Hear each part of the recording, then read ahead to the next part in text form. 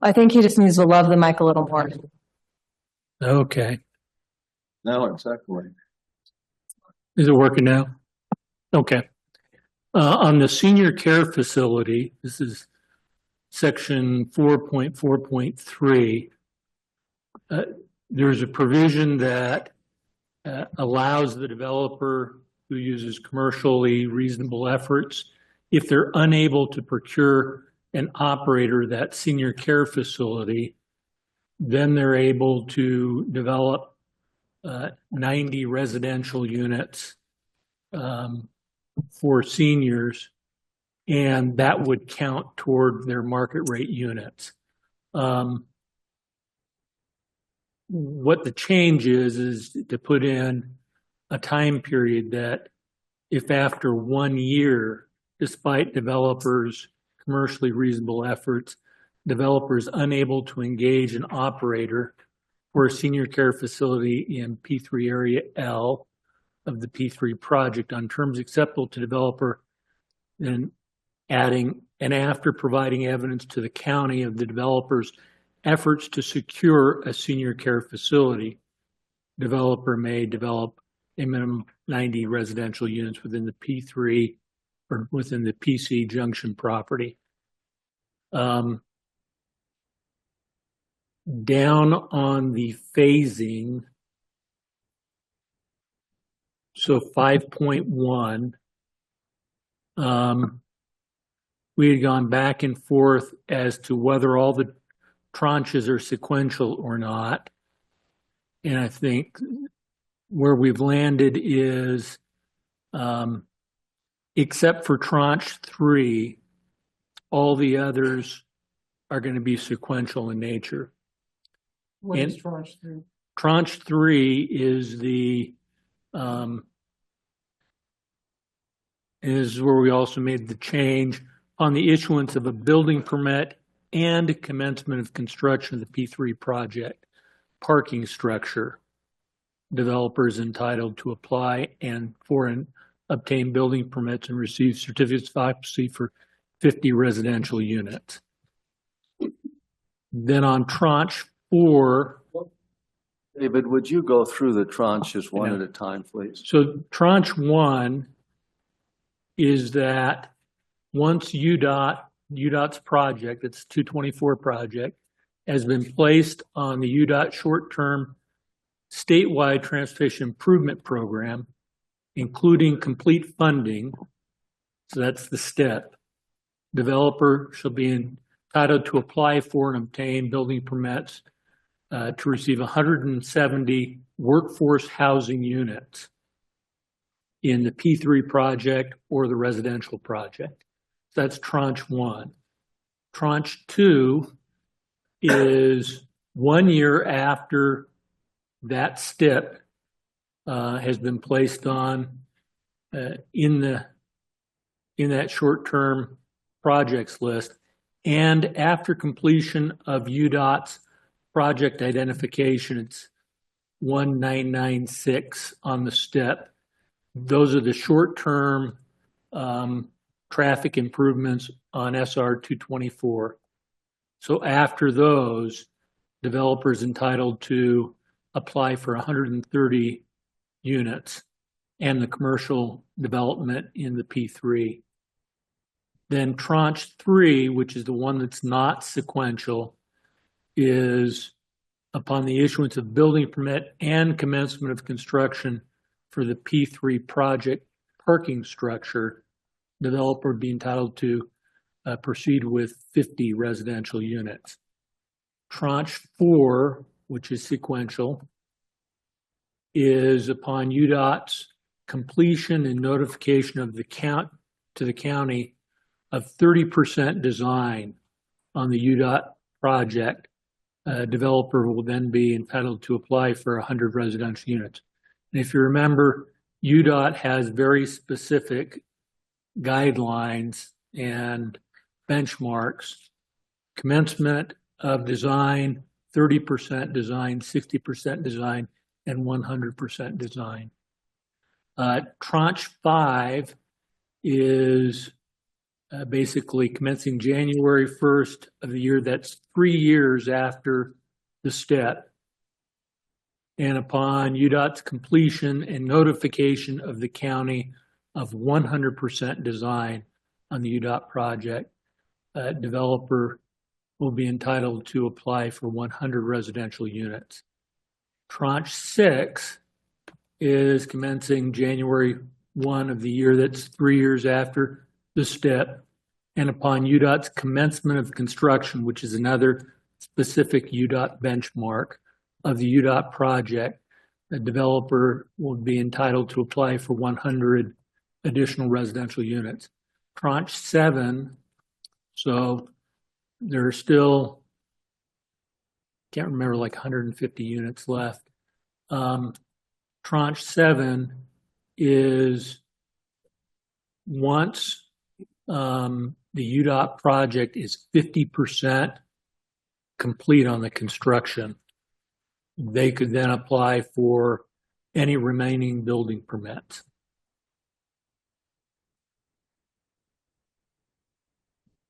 Were there Changes? any other changes? Those are the How many? Sorry. Love your mic. Go through from the top again, the number of units per tranche. Okay, 130 workforce units, 170. or 170 rather, 170 workforce units. That's tranche 1. Tranche 2 is 130 residential units. Tranche 3 is 50 units. That's the one that's out of sequence, though. Correct. Tranche 4 is 100 units. Tranche 5 is 100 units. Tranche 6 is 100 units. And tranche 7 are any of the remainder. And how many is that? Let's see here. 30.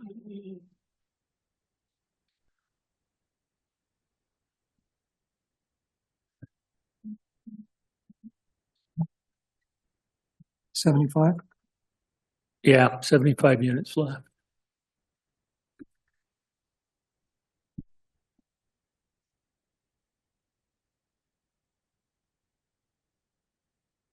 Do you have anything more you'd like to say about the agreement? Well, there's one last piece for that. At what point do the market rate and the affordable attainable have to be built, and on what kind of ratio? Right now, the ratio in the agreement is 1.1 market rate unit for every 1 workforce housing unit.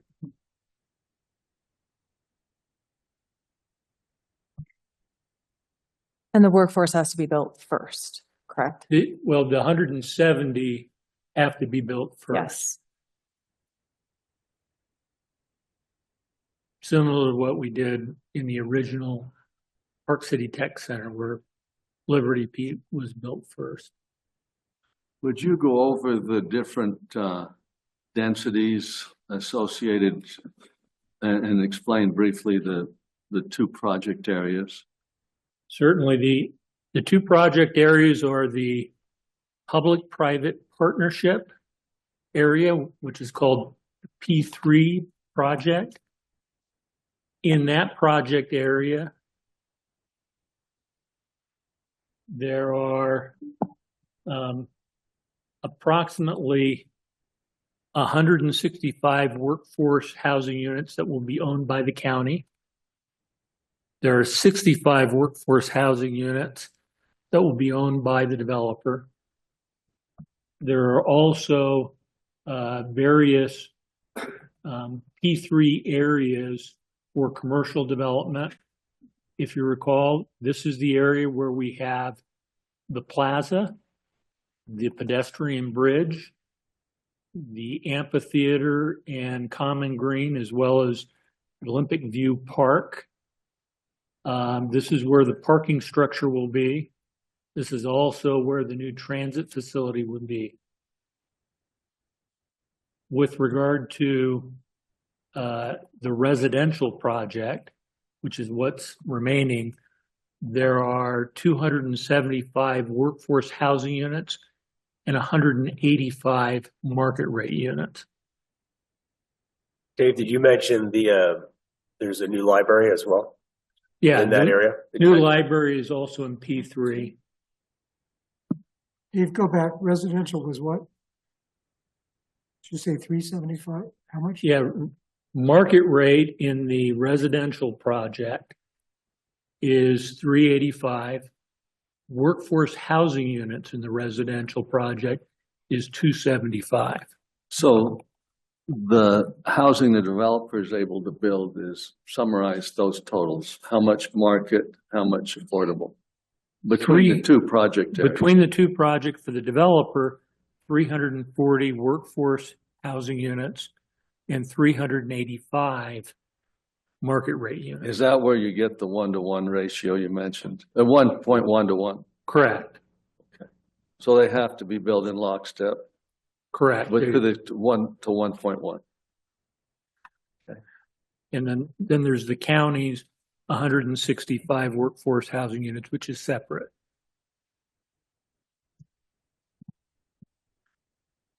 Any other questions for Dave or clarifications on the components of the development agreement?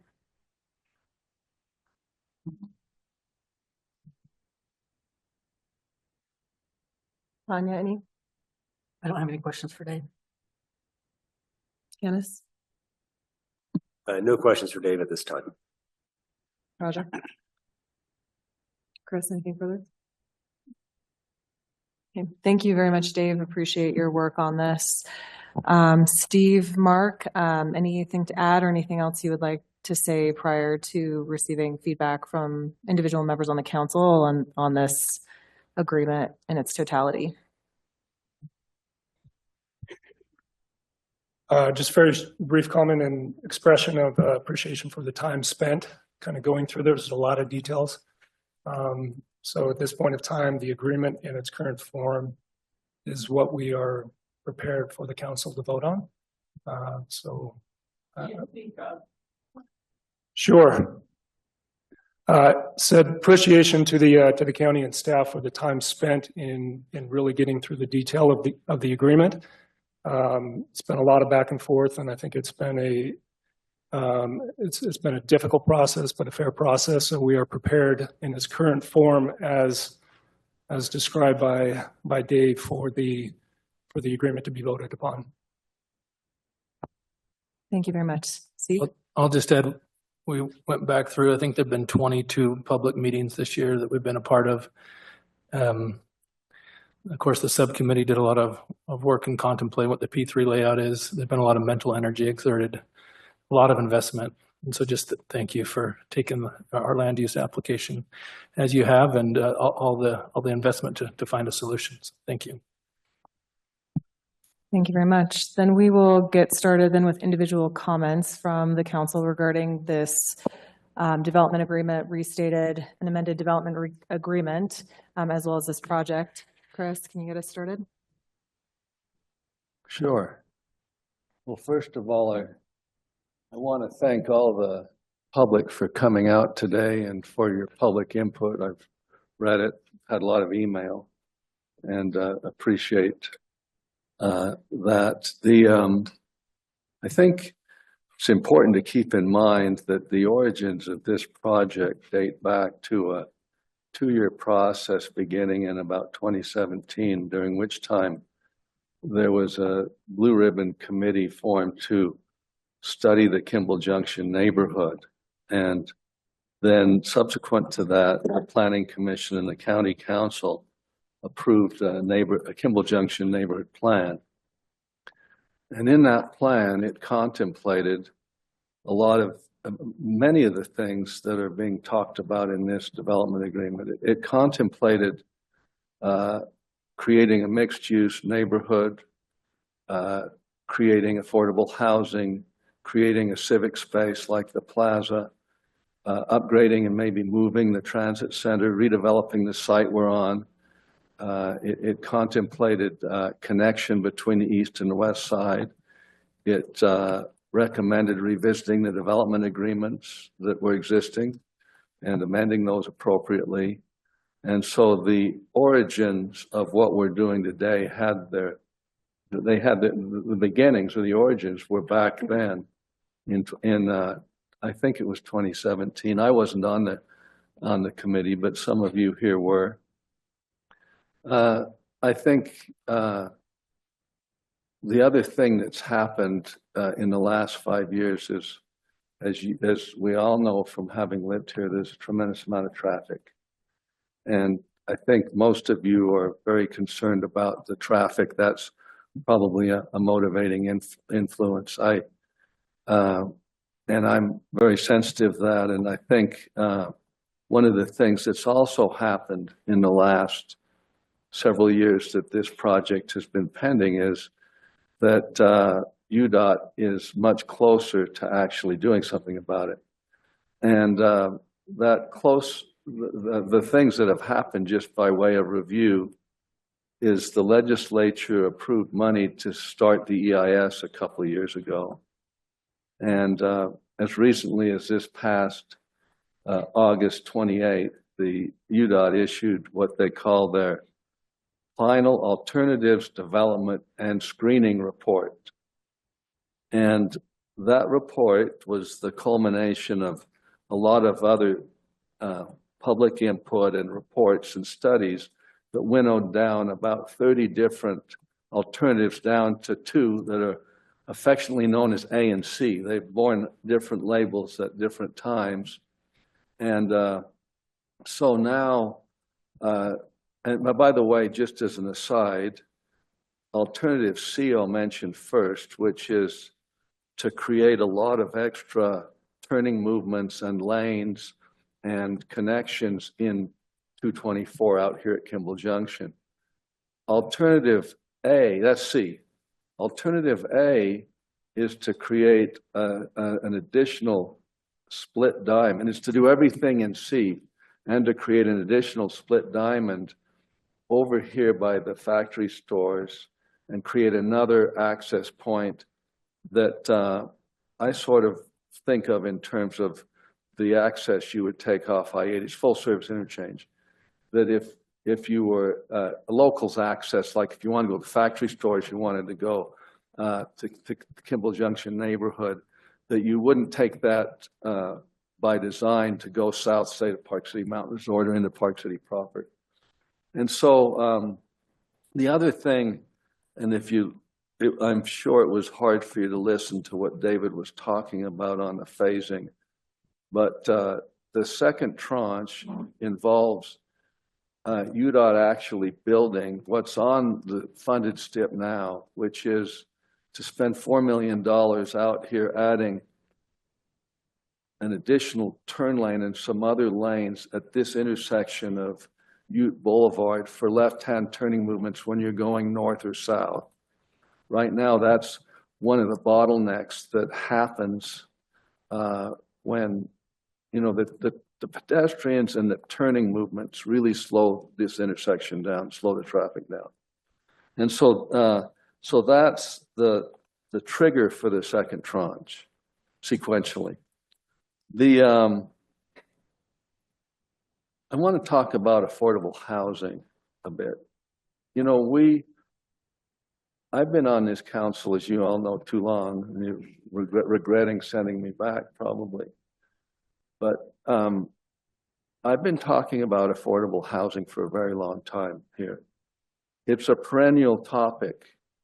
And unfortunately now, it's not just here, it's everywhere, right? And the state legislature has kind of a solution, and that is, if you increase supply, the price will go down. So, Econ 101. The problem is that when you live in a county like ours or other resort counties, you got to increase it a whole lot so it's unlivable before the price goes down, because it just keeps going up. I mean, and we're victims of our own success, right? And it's not that we live here want our values to go down, but adding supply is not going to do that. So we've had for a long time these provisions, inclusionary provisions in our code that if you want to build X, on top of that X, you've got to build 20% more for inclusionary affordable housing. Well, the problem is the X you built creates more than the 20% you were going to mitigate for, so we never get ahead. And so this project has a ratio of, as David said, 1 to 1.1 on DPRE's side only, affordable housing. Now that's 370 units, I think. I get, let's see, it's 100 plus 340 units, 340 units of affordable housing. Now, I know that, you know, when I first got on council, the big debate was what the outgoing administration had done with the community-oriented residential enhancement, the core. And that spawned 3 projects, one of which was the Stone Ridge project over in my neighborhood. And another one was the Discovery project, and I can't remember what the third one was. Maybe out at the F.J. Gilmore property that the county bought a few years back.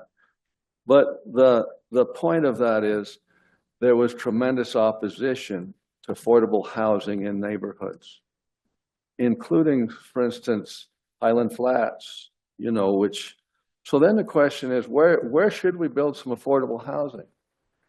So we have at this location, we have a transit center.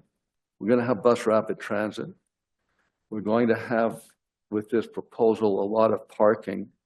You know, we have 30 stalls here at our transit center today.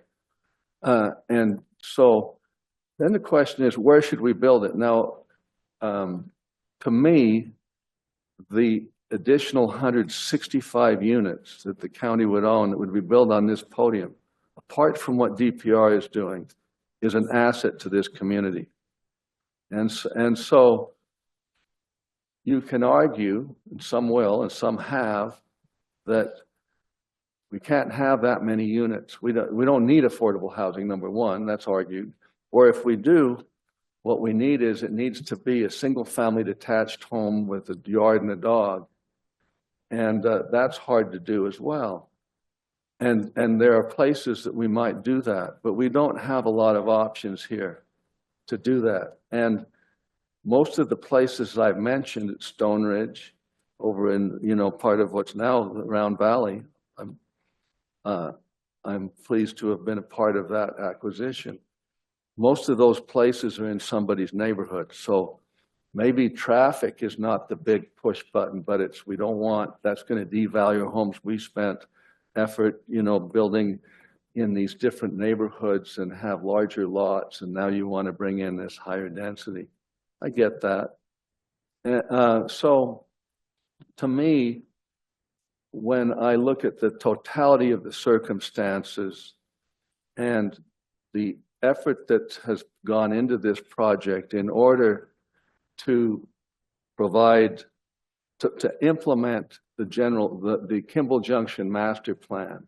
Now, by the way, and maybe this is typical, I maintain a lot of times you're never going to get anyone's attention until you turn the water off or the sewer backs up, you know, in government.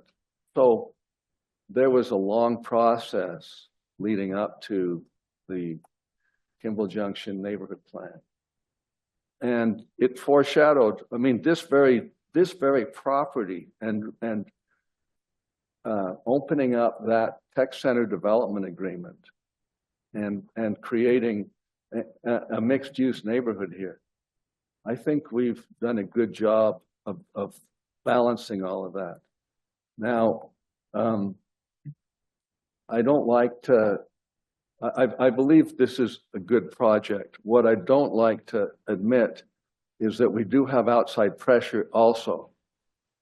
That the outside pressure is that the state is eager to create housing. Now, I told you earlier, their method is that it's not necessarily affordable, it's just more supply. And there have been a lot of these HTRZ projects that have been approved, and the requirement is 10% affordable, not nearly half and half.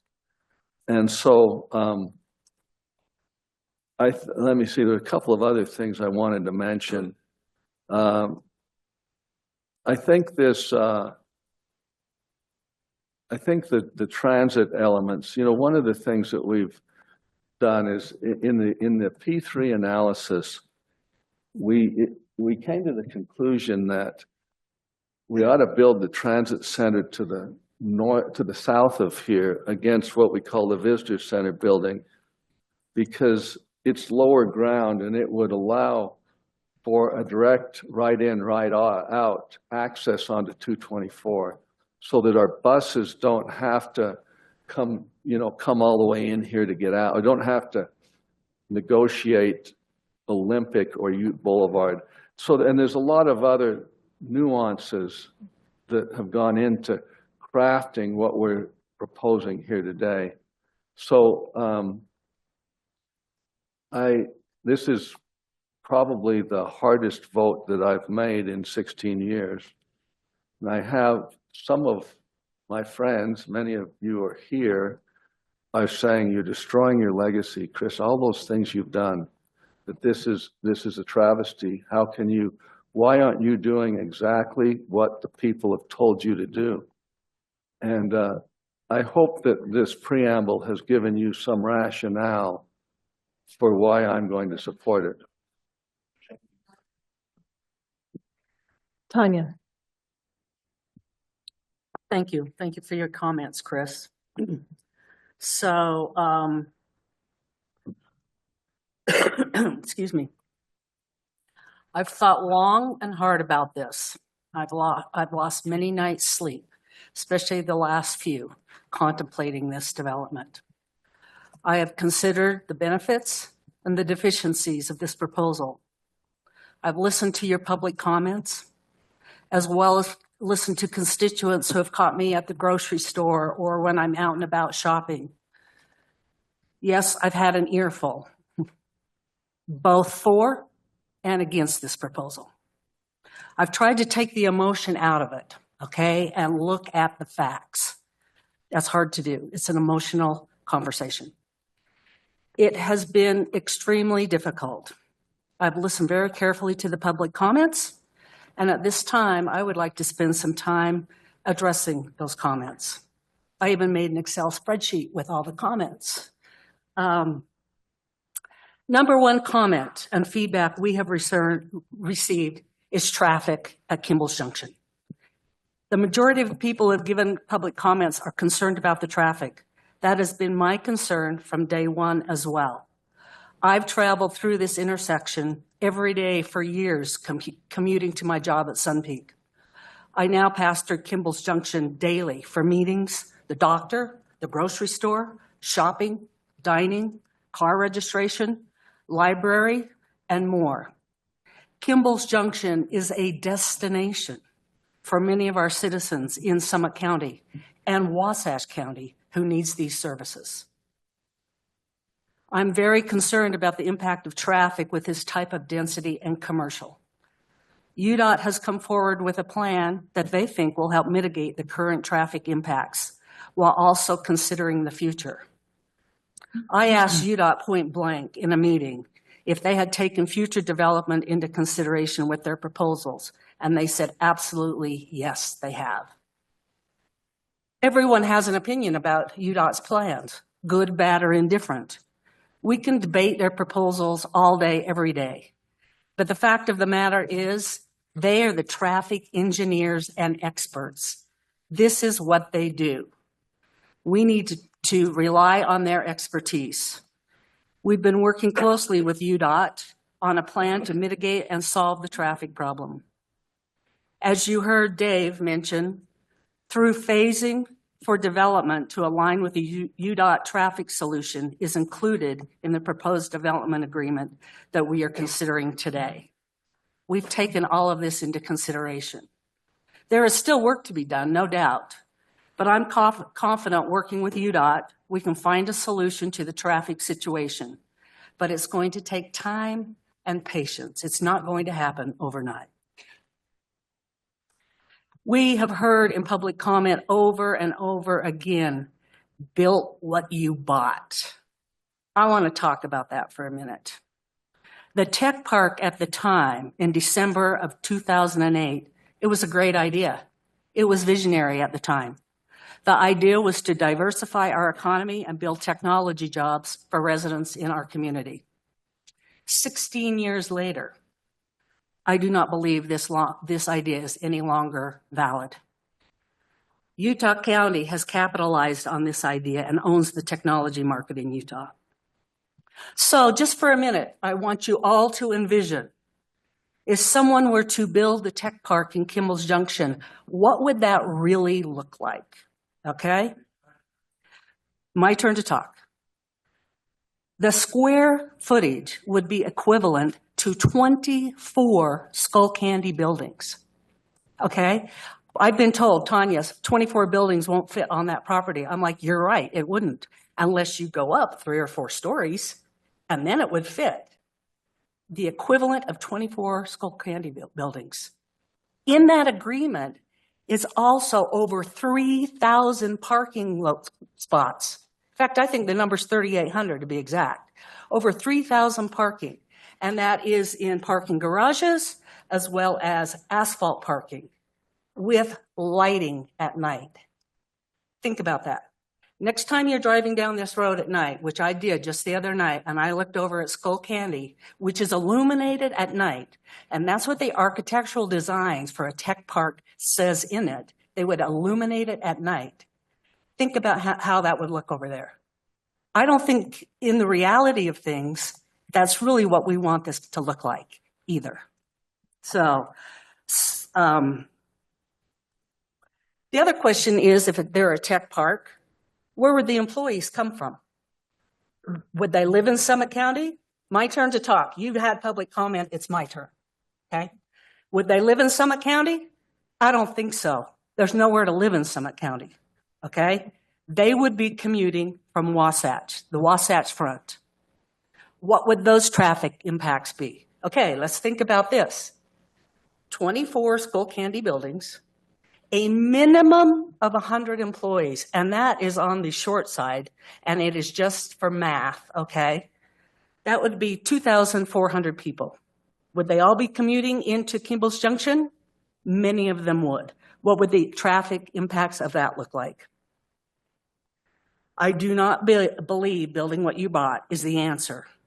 I think it would exasperate the congestion in the Kimball Junction area, create unimaginable light pollution with no community benefits, except for a few high-paying more jobs for people to commute to the Wasatch Front.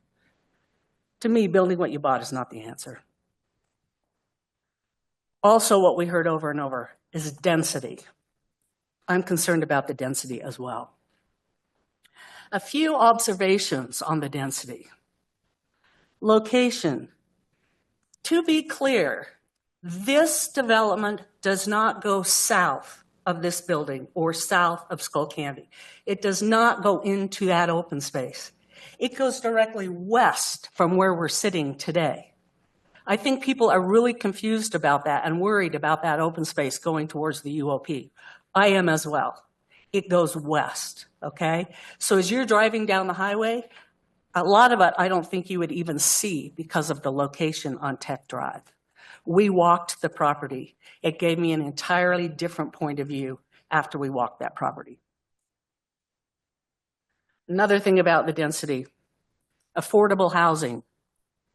We desperately need affordable housing in this community. It is really heartbreaking to me that our kids are raised here and they can't afford to come back and live here. That is very unfortunate.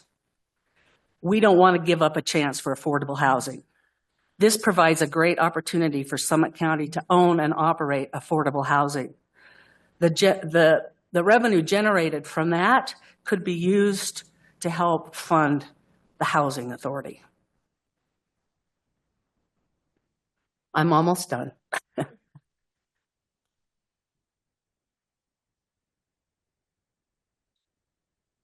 Again, I'm still on the topic of density. I want to talk about close the door mentality a little bit. Those of you who have moved here in the last 20 to 30 years who are saying, close the door, we have enough people in development. To that, I say to you, without development, no one would be sitting in this room today. That includes me, who is a 5th generation from Summit County, because without development, there would be no jobs. Every one of you are here because of development.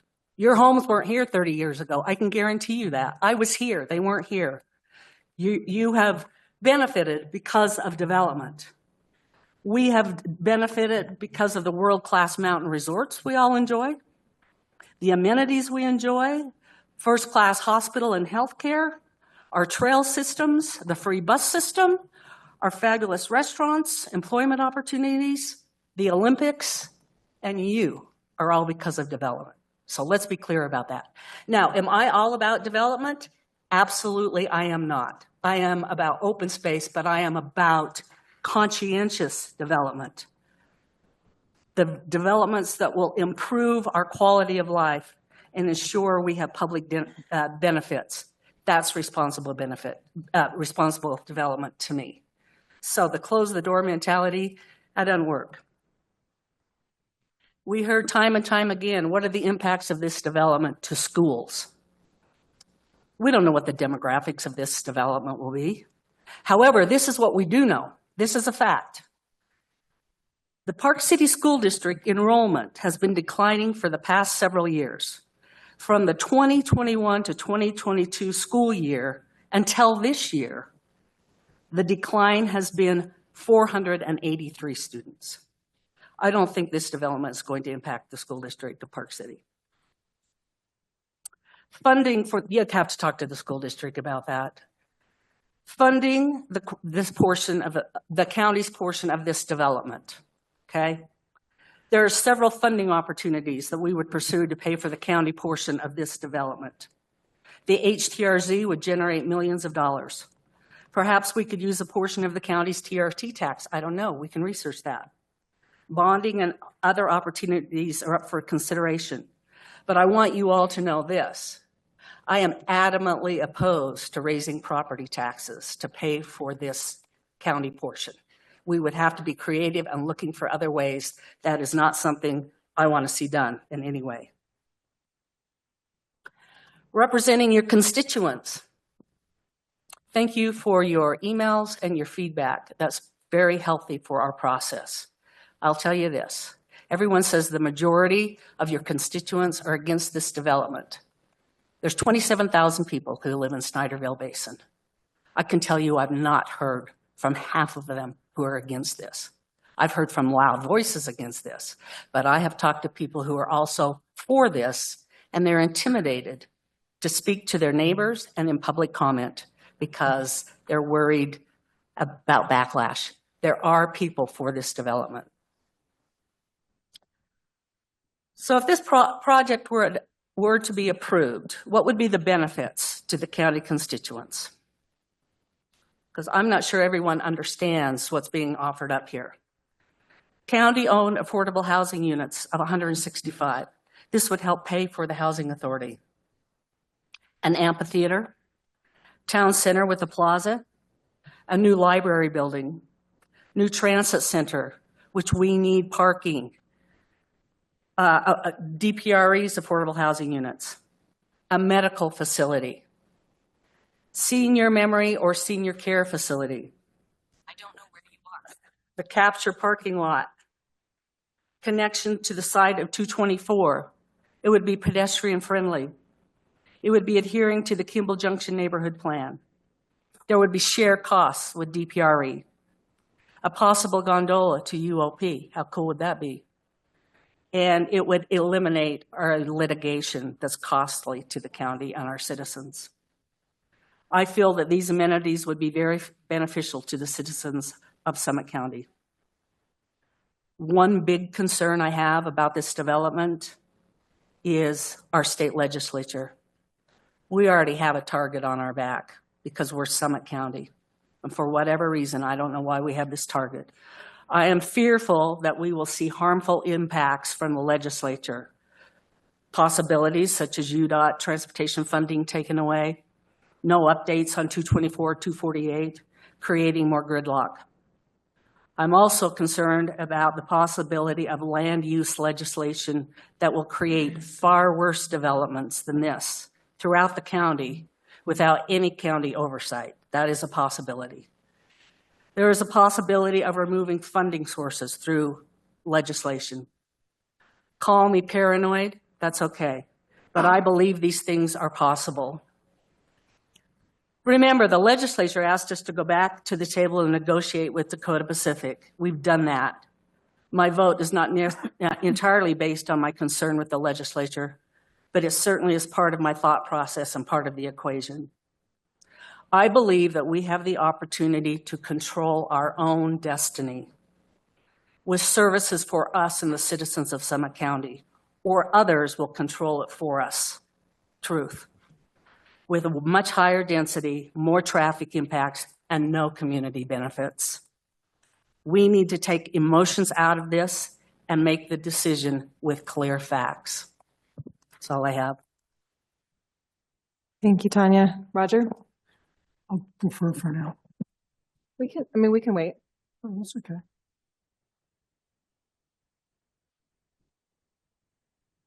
Go ahead. I'll go last. I think I will probably be different. So I think I'll allow the sport to go forward.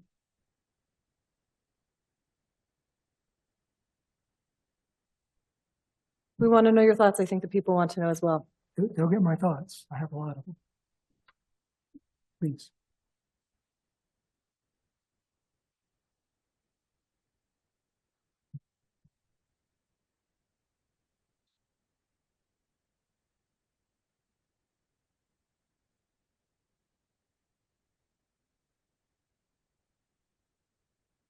Janice?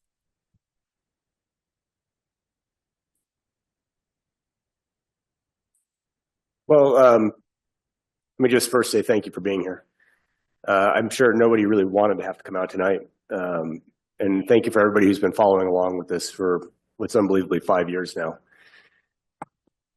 It feels like probably for everybody that, you've put a lot of time and energy into this, as we can tell by public comment, which we've seen in emails, and I have friends here obviously as well that we've spoken with. It's hard for me to imagine, but I first started working on this project in 2019 as a planning commissioner and rendered a vote at that point. But I want to clarify a little bit of that backstory and kind of what has transpired and kind of where we're at today. You've heard from the other counselors some of the, like when Chris started to talk about the Kimball Junction neighborhood plan, I kind of wanted to address, I think, some of the public comment, which is, that I think is safe to say a lot of people feel like they're not being listened to, or they feel like something's gone on without their say or their input or their control. And I get where that frustration comes from. I find a public process like this frustrating for myself. I see the emails, I see the social media posts, and we're not allowed to respond to those. When you have an application of any type, it has to be a fair and neutral process. So the council is not allowed to engage in a back and forth with the public while you're processing an application. Unfortunately, what happens is a lot of times people send in questions or comments and they don't get the response, so they're left to talk to their neighbors and friends and kind of come up with their own conclusions. And I've seen a lot of that. I certainly, when I see social media, especially, I see a lot of incorrect information out there. And not really through the fault of those people who put it up there. They've just been left to have to figure it out on their own or go by something they heard. I think there are a few things that are really important to speak about are, how we got here and what's driving the decisions that the council is contemplating making. And I think the Build What You Bought moniker is fantastic marketing. As a marketer myself, I get it. It's really easy to catch on to and say build what you bought. But most people that say that think that that's the tech park, or they're just hoping nothing gets built. But generally speaking, most people are saying build what you bought because I want to see the tech park there. What they most, and I assume, I don't know this to be fact, but what I assume is most people don't realize that there's a Kimball Junction neighborhood plan, and the timing of this is really critical. So in 2017, Roger Armstrong, as a representative for the council, myself as one of the planning commissioners, Molina as also as a planning commission, happened to be on that Kimball Junction neighborhood plan. There were some property owners, people that owned property in the area. We had some residents at large. It was a mix, and it was, in a lot of ways, it was sort of the best of what you would expect out of the public process, where it was really easy for everybody to identify what was wrong with the junction, right? Like you talk about the big seas of parking and was it like trying to push strollers across there. And when you could identify areas that we liked, like the Sundial Plaza was really nice, right? You know, we used to all be able to get our Maxwell pizza and hang out there and listen to music. I mean, you get everybody together and it's pretty clear what's working and what's not. And it's a good example of an area that each of those buildings, though sometimes they are adjoin each other or have different owners. And so it was never master planned. It was built in pieces, that whole area was. And so that was really a tool that everybody was looking at. And as much as the tech park idea, I think in 2008, when that was approved, seemed like a great idea, we just really lost out. The cost of living up here is so high that we weren't able to attract the tech businesses that we wanted. I was on the planning commission when we approved Skullcandy's building, and it was like mental gymnastics trying to figure out if they would qualify to be in a tech park even. You know, what kind of business was that really? Is that honestly a tech park type business? And so this Kimball Junction neighborhood plan, I should also say, it really comes from the general plan, which in 2015 I got to help draft. And in 2015, part of that process was myself and a number of the planners and other commissioners. We literally, the old Whole Foods out here, you know, I remember sitting out there in front, we had maps and we were showing everybody kind of the general area. We went and traveled to, can't remember if we were still Albertsons or if it was the A-Fresh over in Pine Brook. And we went to the various stores. So we were trying to get to the people. We're like, you know, the same 6 people always show up to these events that you have when you do maps and visioning. And so we really went out into the public. And what you quickly realize is each part of our community is different, right? Like Jeremy Ranch is different than Kimball Junction, which is different than Silver Creek, which is, you know, like as you go around, they all have their own like personalities and how we live and function. And I live in Pine Brook, so I know how I like interact with my areas. And that's what drove this idea of neighborhood plans. It was this idea, hey, you know, we have this general plan, which in generality gives us guidance, but we need to have more specific plans to those areas. Something that I'm sure not many people here would not like to hear, but one of the things that came out of a lot of this planning was, at this point, like the county didn't have the Gilmore parcel. Like, you know, when you think about all that flat space out by Whole Foods out there, that Gilmore land, we're really worried about development out there. And we're like, geez, okay, how do you keep development from happening out there? And they started looking at transfer of density rights. We even started looking at creating a TDR bank. And like, how would we protect these bigger open space areas? And where would you transfer that density to? And Kimball Junction is one of the areas that was targeted. It's still on a map today. It's still a receiving zone for density. So counter to what we're all thinking as you're thinking about traffic and whatnot, but that's what's sitting in the background right now. You also take a look at existing development in the area. We have in the general plan something called 2.3. You'll hear us throw that around a lot. But 2.3, the concept or the idea was like, let's not build a lot of new stuff until we draw down the existing density that's already out there. What most people don't realize when they complain about seeing something being built today, that stuff was approved sometimes decades ago. Like, I mean, it was a long time ago. We've only, the county, interesting enough, in the last 15 years, has only approved one new development that was not on the books, and that's the, what's it called, Lincoln Station, which is, if you're not even familiar with it, it's some apartments that are backed by the fire district's buildings back there. That's the only new thing that's been approved in 15 years. Everything you've seen built is a pre-existing development right or entitlement. And so 2.3 came around this idea of let's really not take on a whole bunch of new development until we start figuring out how we're going to get rid of the stuff we have. You know, the canyons right now is 50% built out. So when you look up there, you're seeing about half of the density that can go up in there. And this goes on, you know, when we take a look at other areas. Now, we always give Roger grief because he added in on 2.3 a piece that says, unless there's a countervailing public interest. And what's interesting about the countervailing public interest insertion is it's frustrating in many ways, like, because people try to get around that. Like, they try to figure out what that is. I will say, like, looking backwards, the quality of developments that have come forward or that have been proposed have actually improved as a result. As the developers tried to figure out what that countervailing public interest is, they've reached for things, and you see in the development applications that we didn't see before. So it has actually had a positive effect. It's frustrating in a lot of ways. It creates opportunities sometimes, but it also has ultimately been positive. And so I'm giving you some of the backstory, but this is really important in that when we lead our way into this decision and this conversation that we as a community are having about really more than just this development, it's more about the change of our community and the change of the environment which we've all come to know and love. You know, what's driving this? And so you had a general plan. We went out to neighborhoods. We figured out that we needed to have neighborhood-specific plans. Then you have this Kimball Junction neighborhood plan that really is like, how do you connect these two sides of 224? How do you make the other side, you know, the east side, more walkable? How do you make it like a safer feel?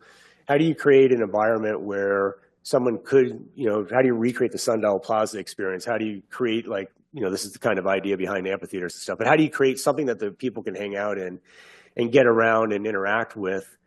And so what really kind of stymies a lot of this is in 2019, Dakota Pacific purchases the property. And so when you say build what you bought, what they bought was this tech park with a new Kimball Junction plan that called specifically for a mixed-use development in this area. This isn't here to convince anybody here of anything, but as it relates to the pressure that we're feeling from the state legislature, it directly affects the way we're perceived as a community. When we create a neighborhood plan, that's the positive affirmation of what we desire. That's a way of putting on paper, this is what we want here. So you can imagine if you're down at the state and you're like, well, look, they've said they want this. Here's their neighborhood plan, and I'm proposing this, and it matches up, and now they're saying no. As much as we feel self-righteous and believably are righteous in our belief to protect our land and protect the area that we live in, they equally feel righteous in that we're not building the housing that we're supposed to be building, in their eyes. Not trying to convince you guys of this. But this is where we get kind of separated and entrenched. The governor was recently down in Utah County speaking to their chamber, and he's referring to us now as the selfish generation. His words is what they're talking about. They're sitting there right now. Jeff Jones from our Office of Economic Development has reported that GOEO, that's the Governor's Office of Economic Opportunity, that there's 33 bills filed to take land right decisions away from cities and counties, because the cities and counties are all kind of like us, not looking to build a ton of housing. So there's a lot at play in the background. Then you take a look at specifically where we're at here. Now, the state's intervened twice. They amended the language to the HDRZ zone to try to force the project in, and then they came out with Senate Bill 84.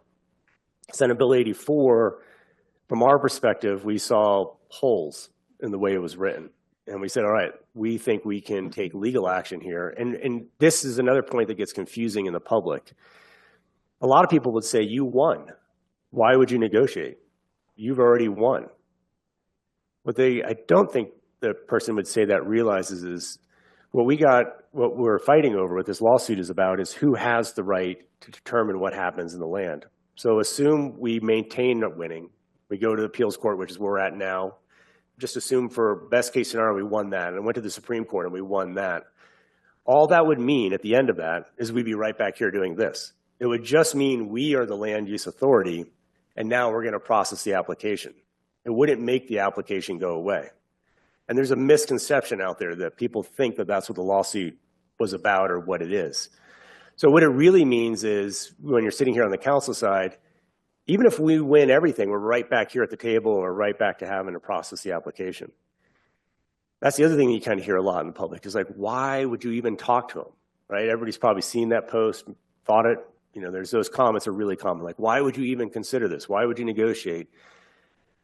As lame as this may sound to most people, it is our legal responsibility to process an application. As crazy as this is, you could go down to the county building right now, file to rezone your house and want to turn it into a 7-Eleven or something in the middle of your neighborhood. And as much as all the neighbors go like, what are you even thinking about? Like, why would you even consider that? We would process that application.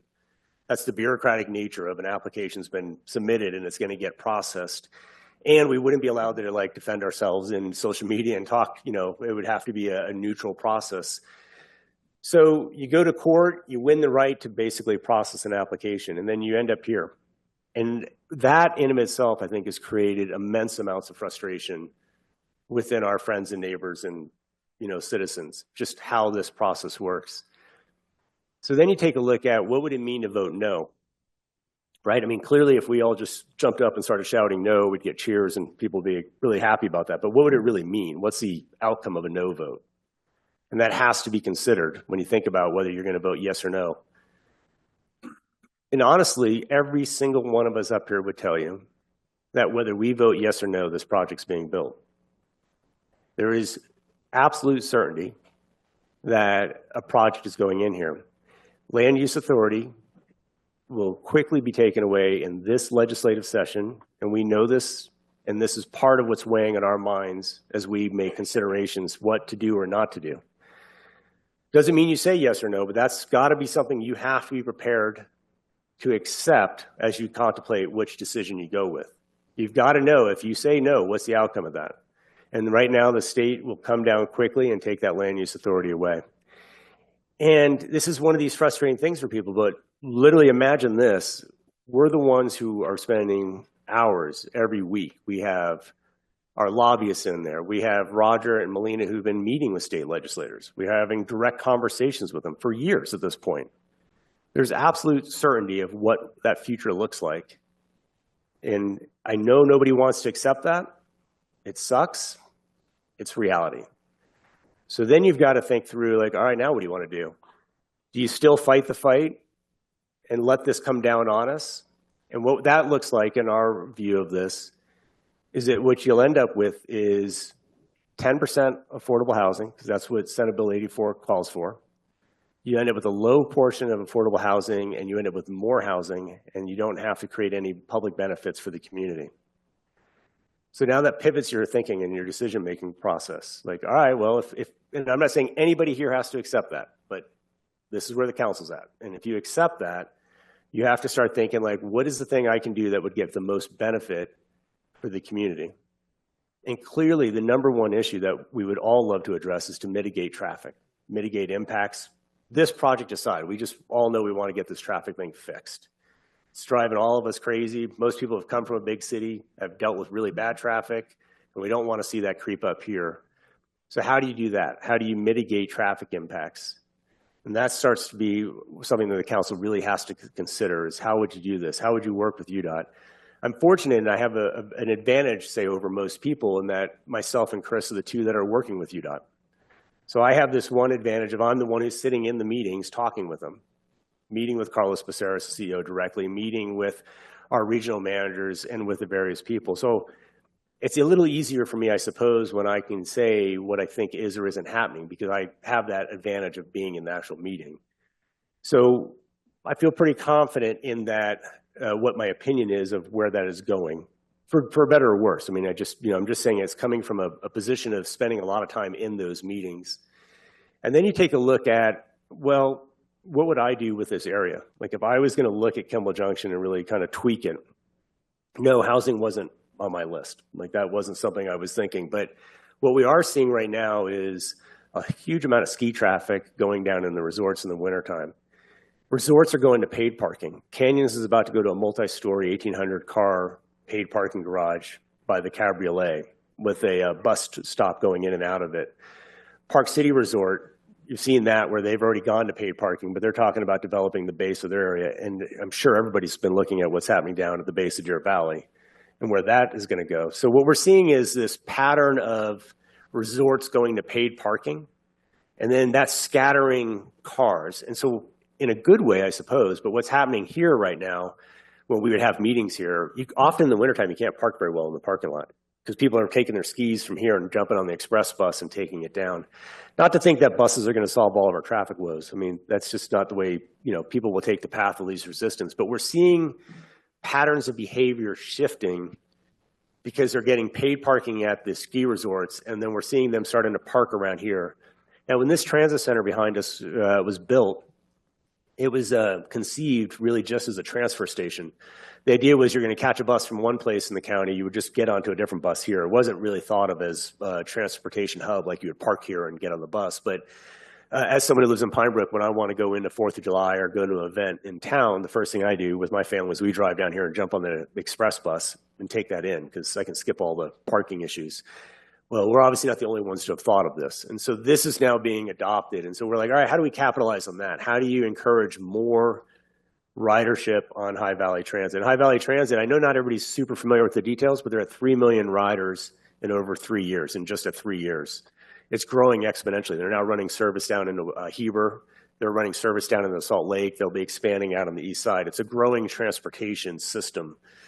And so we start thinking about a capture parking lot. How do you get cars to quit driving down 224? I don't know that you're ever going to stop it, right? Like traffic will probably always be there, but how do we get more of these people that are trying to get to resorts to get out of their cars early? And yes, we would love a capture parking lot down in the valley before they even get up here. That's a little bit out of our control right now, but it's definitely on our radar. So we're thinking capture parking lot down here. If we can get them onto transportation, High Valley Transit's about to launch the construction of the development of their bus rapid transit. Bus rapid transit just run, the key thing about bus rapid transit, without overly geeking out on it, but it runs every 10 minutes. Every 10 to 15 minutes is the range, but it's a reliable schedule. So instead of you having to wonder like what time that bus may pick you up, like if you're trying to get someplace, you know you can just walk out on the platform and within 10 minutes or 9 minutes and 59 seconds, that bus will be there. So it makes it, it changes behavior. It makes it so it's really easy to get on and off buses. Yet again, not saying everybody's just going to stop suddenly driving cars. We'll still have traffic, but we have an opportunity to create a capture parking lot down at this end of the 224, try to get people onto buses and get them down in resorts. So that's where this capture parking lot idea comes from. Within the capture parking lot, it created interesting opportunities. You have roughly 1,000 spaces. I'm just rounding for the sake of it. Well, right now, High Valley Transit has 36 spaces. They're going to have over 300 parking spaces that will be allocated. And when you talk about funding, that's federal transportation dollars that pay for those parking spaces to be built.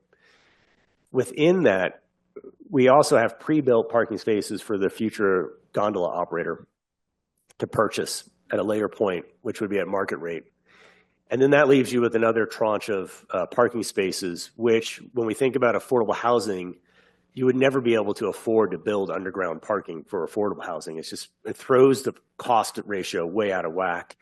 In this case, it gives you the opportunity, if you were to put affordable housing, that's where the idea came from. Like now you can share these parking spaces. So stores use them in the daytime, housing uses it in the evening. And this is the whole genesis of this capture parking lot, if you will.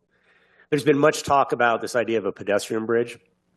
I think what people are thinking is like that little bridge over by Whole Foods. That's not what's contemplated. It actually could be a tunnel. We don't know where it's going to end up. But the idea is more of a like 70-foot wide bridge that's level with the plaza. So we'll see if that comes to fruition or if it ends up being the tunnel. But that's just to help people understand. And then another area that I've seen a lot of in social media, especially, like people will latch on to this idea of the traffic study. Probably everybody's heard of that or like called fault in it. I think there's a misunderstanding. I think some people think that on that day, someone went and stood on the corner with like a clipboard and started counting cars. That's just the day somebody went to the computer and ran a report. They run this anytime they want. They can pull up data. It's crazy how much Big Brother really tracks us. We have in our Office of Economic Development of the county right now, we know where everybody's at on their cell phones. So we can tell, and they have reports you can pull up. You can call Jeff Jones if you want to get, I was just over at the Camas chamber, and some of the data they'll pull up is they can tell when someone's in town based on where their phone is based out of, that they're on vacation. So they know locals shop at Smith's and visitors shop at Whole Foods. They know whether they're from the valley or whether they're from out of state.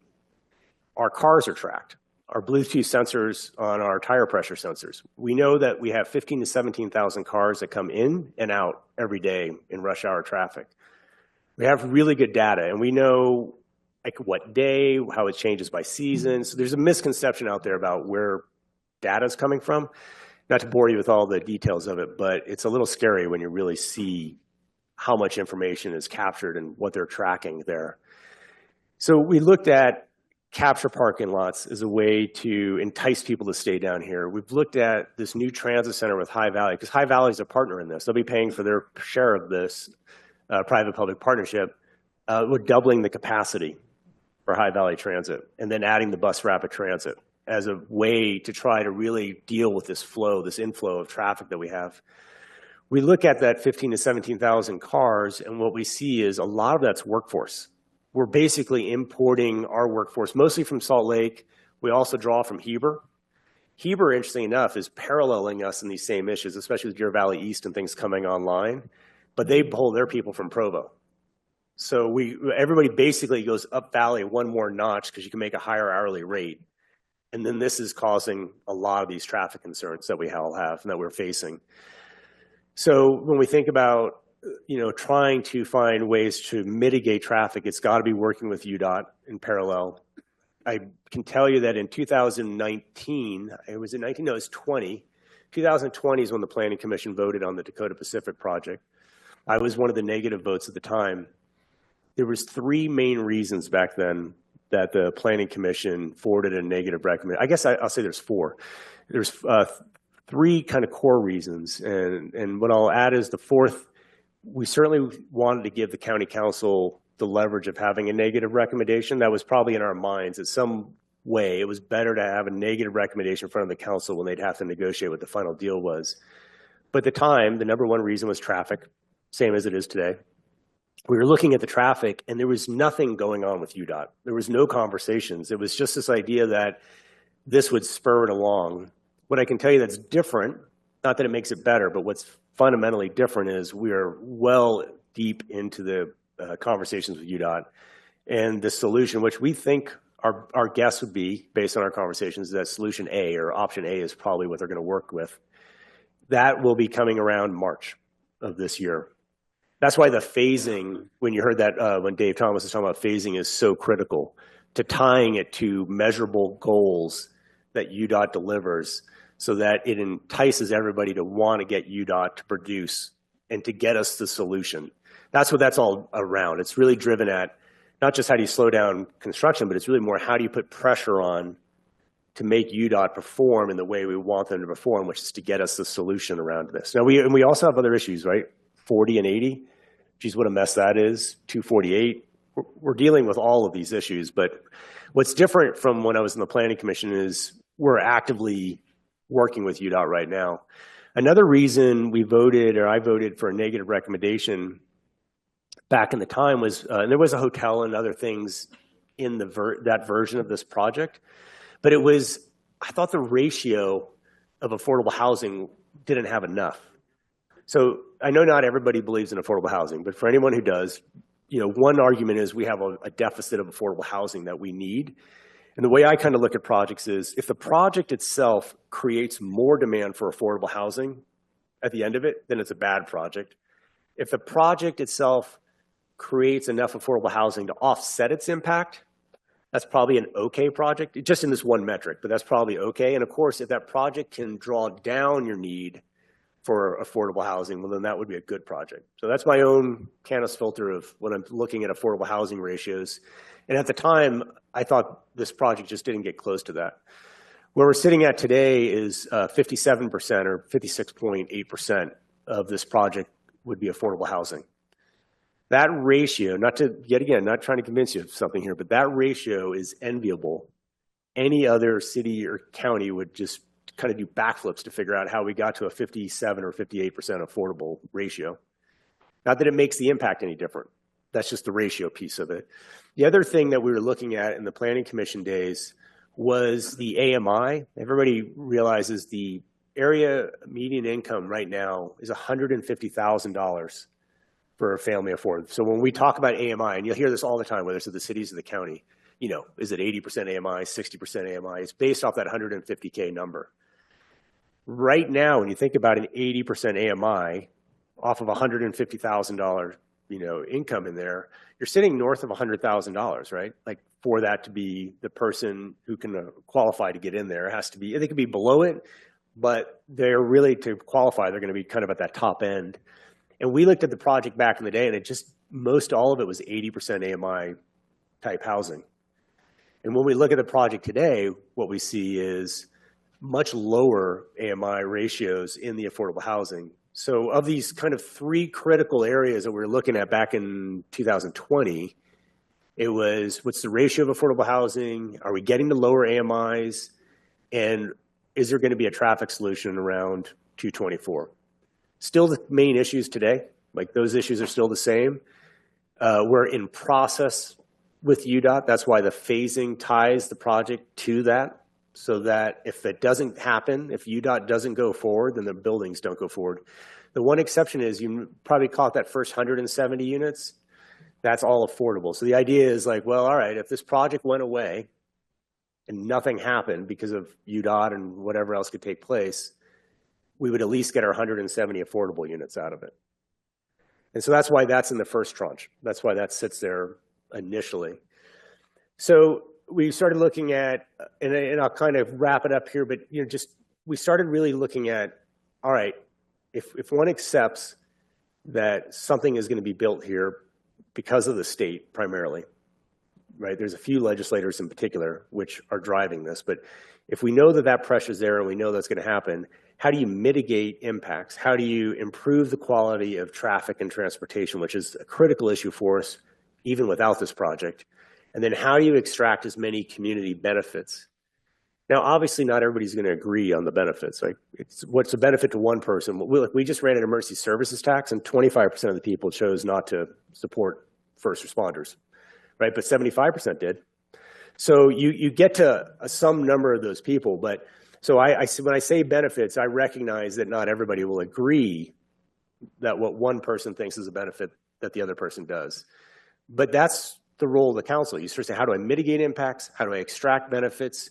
How do I, if I know something's coming down my throat on this thing, how do I make it the best I can? And I think that's where this private-public partnership was born from, was how do you get to that? We know that right now, this building we're in, I mean, as nice as it is, it's dated. You see the kids' story time stuff happens in here. They don't have a great space. Libraries are no longer about just housing books. Libraries are really about community spaces, maker spaces. It's about having places for whether it's HOAs or nonprofits where they can have their meetings and they can go and interact. Libraries have become something much different than just simply, hey, I'm going to go check out a book.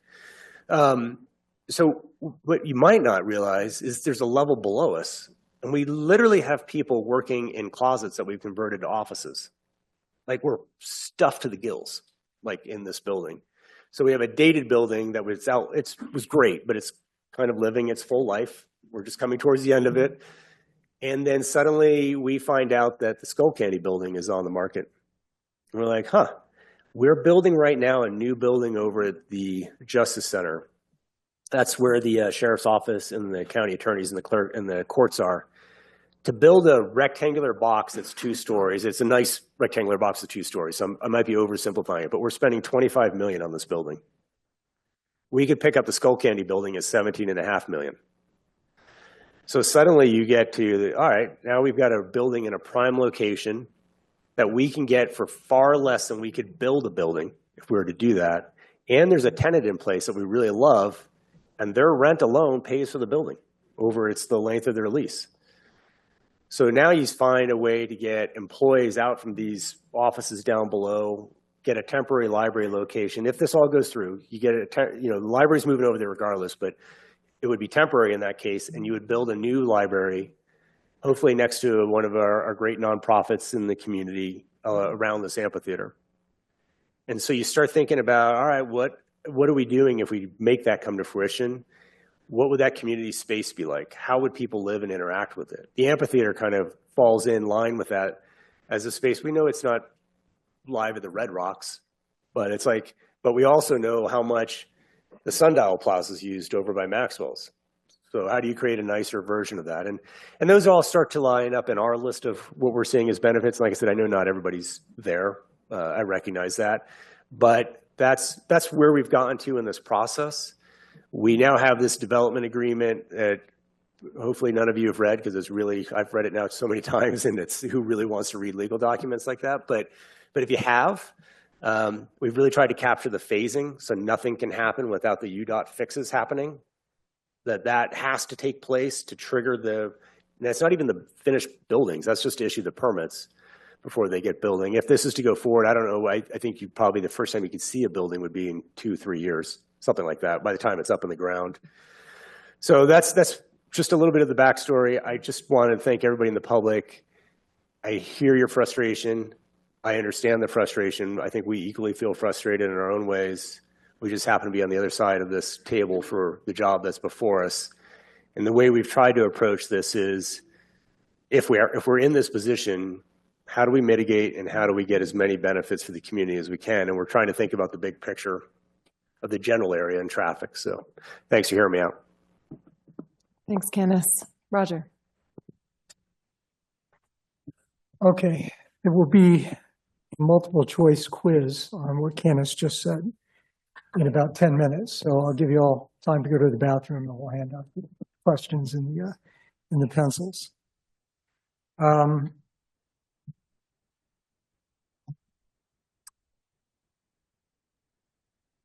I've been on the council for 12 years, and you just sent me back again. I can't, Sally. This is about the best I can do, kid. I've got a limp mic. Roger, you want to switch? Love your mic. I Love think your you've mic. got a limp. Here you go. As I was driving here today, this was the hardest drive I've had to make. We've had the pandemic. We've had hideout. This is just since 2020. Pandemic, hideout, Dakota One, and countless other issues that we've had to deal with. This one, I think, is the hardest for me. I live in Park City, and driving down 224, I just took notice that once you kind of get away from Payday, there's really not much there. You know, Park Meadows is set well off the highway. You've got the open space at the McPolin Barn and Quarry Mountain. As you get closer to Old Ranch Road, it still stays pretty open. St. Mary's, you get to the canyons. Most of that major development is set up against the mountains. It's there if you look at it, look for it, but you still feel like you're in a rural community.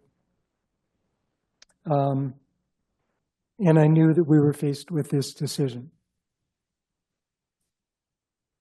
When I ran for office, I actually took the time to read the development code because I was one of those interlopers that had lived here for 7 years, never attended a council meeting, never attended a planning commission meeting, certainly didn't serve on anyone, and was turned down twice for Leadership 101. They didn't think I met the requirements.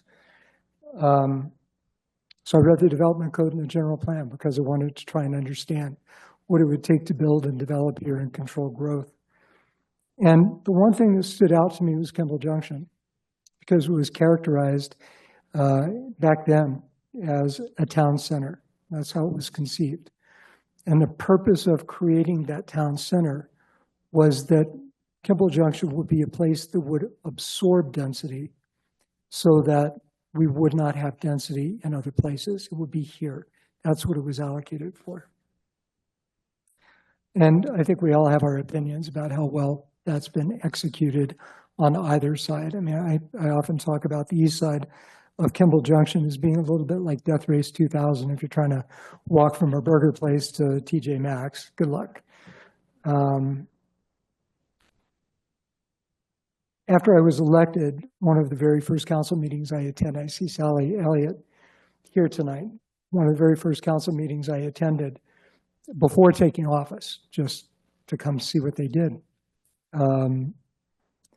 There was a matter pending before the council at that time that had to do with the tech park. And I think it had to do with a change of use. And Sally, as only Sally can, in Sally's own salty way and in her quiet demeanor that we've all come to love, she gave a history of the tech park and why Sally and Ken Wolstenhume and Bob Richer made the approvals that they made. And the idea was we wanted to diversify the economy. We wanted to create potential for jobs from janitors to C-suite executives in the tech space that would allow for our kids to maybe experience more than just customary resort jobs, which often aren't high paying and frequently don't have a lot of room for upward mobility. But it was also designed to restrict traffic because the notion was cubicles attract traffic in the earlier parts of the day and later. But it's not that retail kind of traffic in and out all day long. And then the state of Utah stepped in and created Silicon Slopes and massive incentives for tech businesses to relocate in the Lehigh area. And I don't know if you've driven through that area recently, but it's staggering. The number of, if you look at the buildings and the names that are on the buildings, there are just a staggering variety of tech businesses there. And it makes it very difficult for Summit County to compete for that kind of business when somebody is going to give you money and give you tax breaks for relocating to an area that's designed for that purpose. It's very hard to compete. And when you combine that with our housing issues, it winds up being even more difficult. And there are some here that would say, well, great, Dakota should build what they bought. And if they can't build it because they can't fill it, then we get the benefit of open space and they don't get to build any buildings. And I can guarantee you that if the legislature had not stepped in before, they would step in pretty quick in that kind of a situation.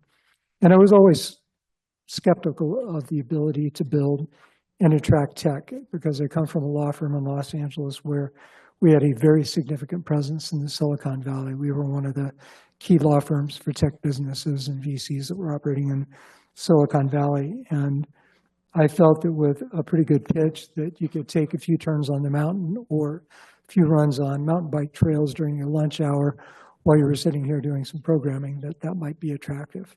But Boyer said they couldn't make it work. As Candace mentioned, I was also part of the Kimball Junction Blue Ribbon Committee. And I can say that much of the work of that committee was focused on the east side of Kimball Junction for all the reasons that I mentioned before. It's a bit of a nightmare over there and could be redeveloped into something that would be better.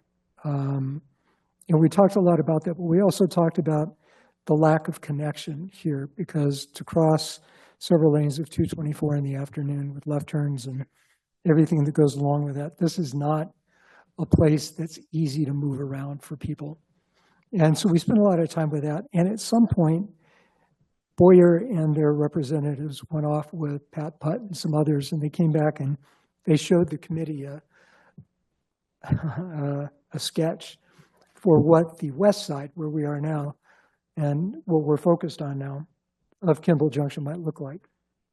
And it looked very much like the original 1,100 unit plan that Dakota Pacific came up with. It was massively dense. And several people, I think, on the committee caught their breath when we saw it and went, yeah, it's not going to be that. And we quickly, that quickly got shelved and we moved on to try to figure out what Kimball might look like, and ultimately that was developed. John Miller mentioned that when they bought the property, they did so because they saw that there was a new Kimball Junction plan and that it did allow for mixed use and it did allow for some things that were not purely tech, and that was one of the incentives. And I don't take issue with that. That makes sense. But the Kimball Junction portion of the general plan is a piece of it. There are many, many other pieces. The general plan is our vision for who we want to be and what we want to look like.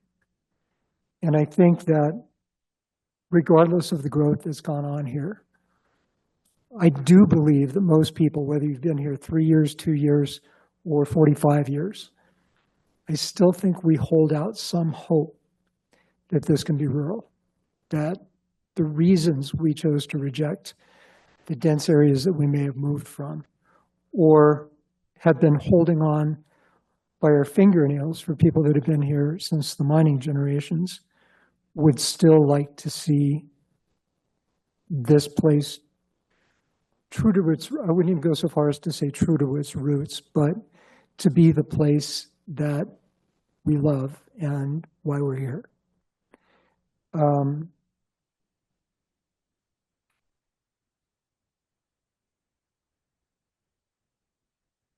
Development is always a matter of degree. If the public-private partnership part of this was before us with 200 units of housing. Honestly, I'd approve it in a second, because I think the community benefits that are built into here make this a better place. It makes for more community. There's not a place, frankly, on the west side of Summit County where you can take a walk and run into a friend and say, let's sit down for a minute and chat, because I haven't seen you in a couple of weeks. It's really hard to do that. There's no place to sit, really. The plaza maybe in front of Maxwell's with the bandstand could be a place, and it was adopted in that way. It's funny the way people move to those places. City Park is kind of out of the way, and not a place that, it's a place that you go to. It's not a place that you're wandering through as you're running errands, and doing something where you can be a part of a community, where you can learn to meet new people that are in town, where you can reconnect with friends that are here. And I do believe that there are parts of this public-private partnership that make that possible. But it's the density that troubles me the most. I also want to call out the work of the subcommittee, because one of the things that drives me craziest, one of the things I hang on to tightest for myself personally, and maybe it's arrogance, but I bend over backwards to be ethical. I bend over backwards to do the job that you sent me here to do in a way that's transparent and fair. I just do. It's who I am. My father, the 20-year Marine and the 20-year firefighter, and my mother punishing me for every misstep I ever made because she owned a beauty shop and found out about it before I got home from school, drove that into me, that it's just not worth it not to do that. And we've gotten emails that have accused us of having closed-door meetings and making backroom deals. Every discussion that we've had, that this subcommittee has been brought back in toto to the public and revealed to the public with no secrecy. There have been no backroom deals. What you see here is what was worked out. Nobody agreed to give anybody anything else. Nobody promised anything to anybody. Chris and Candace did that at their peril. They are two of the smartest people on this council. They took what started as an 1,100 unit project, got driven down to 725 units when it came back to us, with not much more than that, some office space and really tiny amounts of retail space and not much else, and created, in discussions with us about, Chris kept asking the question, if there's an opportunity here, which I think is fair, if there's an opportunity here, what would we want this to look like, the council? If we had a choice in the matter, if we could make this better, what would we put in? And he started asking that question probably 2 years ago, and we kept ignoring him studiously. And then finally, as we got closer, we started to listen to him. And that's what they took back, and that's what they've been working on. So what you see here is a lot of sweat. It's a lot of pushing back and forth on both sides. Dakota Pacific was ably represented by the people that represent them to get to this point.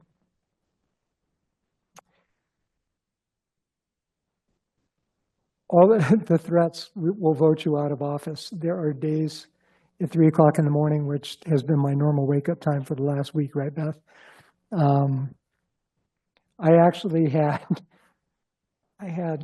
on my Apple Watch, I had 4 stands by 6:30 in the morning 2 nights ago, trying to figure this out. Let's talk about the positives. As Candace said, capture parking. In every discussion that we've had with Park City, in terms of how do we manage 224 and 248, we have to have capture parking. We have to have a place to put vehicles so that people can get on buses. That's the challenge. If you can't get on a bus, you can't ride it. And if a bus is inconvenient, you're going to drive. Paid parking is forcing that. People are moving out. We saw Richardson Flat be adopted by skiers to go into town this past year when Park City finally made that available. the ability in the built environment that we have in the Snyderville Basin to find a place for capture parking is incredibly difficult. The land is too expensive to buy for a parking lot. We can't get it. So that solutions for traffic are always going to be, to some degree, piecemeal. We can't eat the entire elephant. We can take bites out of it and reduce it incrementally. Are we ever going to eliminate traffic? Technology may do that for us somehow, but we're not going to be able to do it. And anybody that promises you we can, we can't. We've got a small highway. If we expand the highway, it's going to fill up with more cars. You add lanes, they get filled with cars. That's what happens. Caroline Rodriguez will tell you that all day long, and she's one of the smartest humans I know in terms of transit and traffic.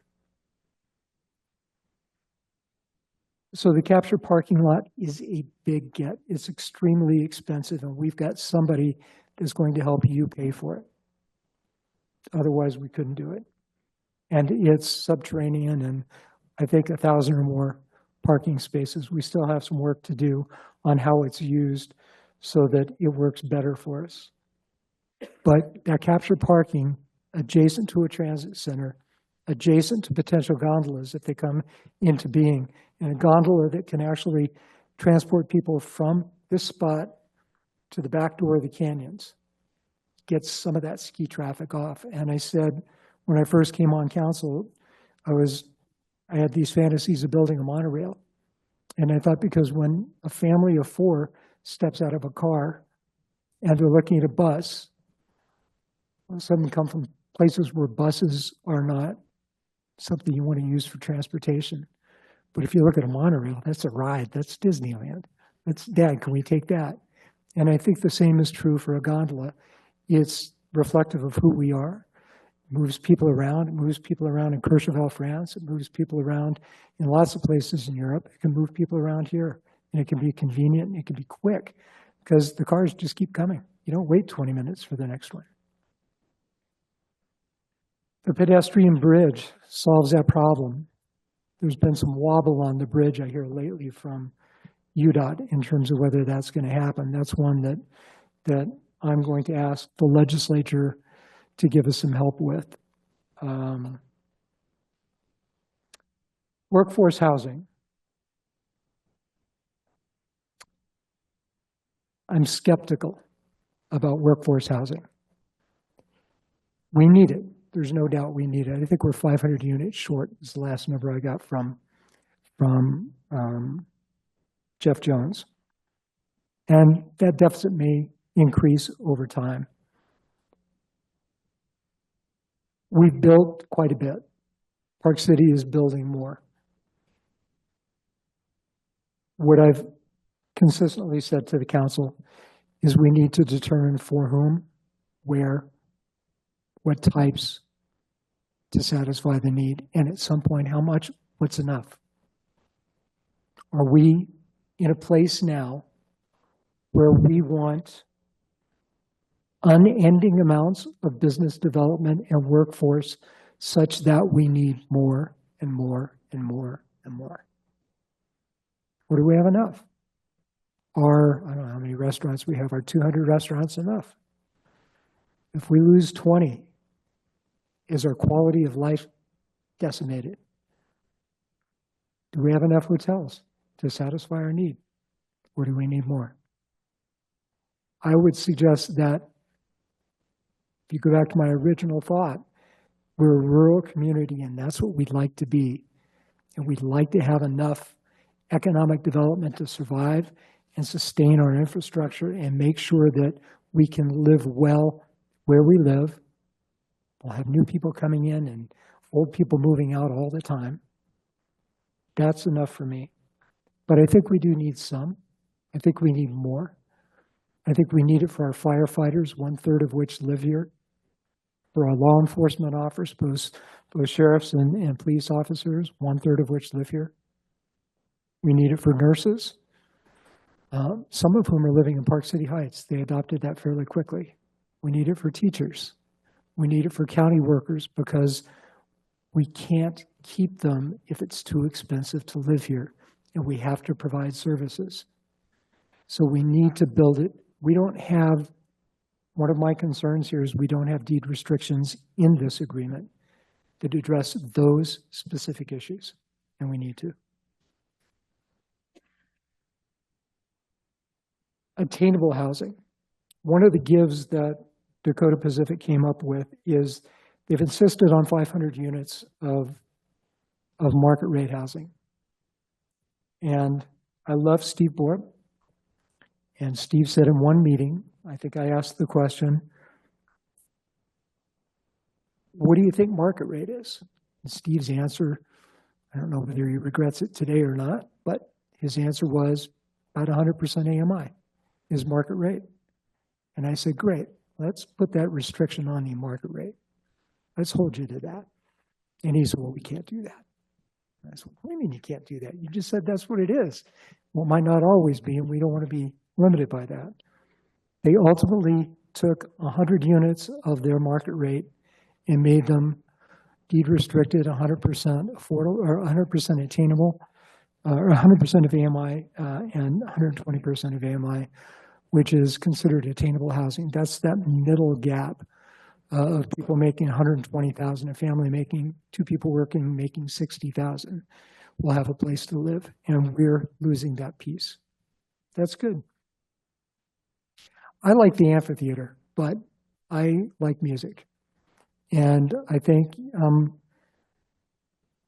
cognizant of Terry Orr wandering in the wilderness trying to find a place for the Park City Institute when Deer Valley decided to shut things down. And I can remember, many of us can probably remember going to a concert in City Park, which was less than desirable after those days of being able to sit on the mountain in an evening and enjoy one of the most, what Bonnie Raitt characterized as one of the most beautiful things she had ever seen.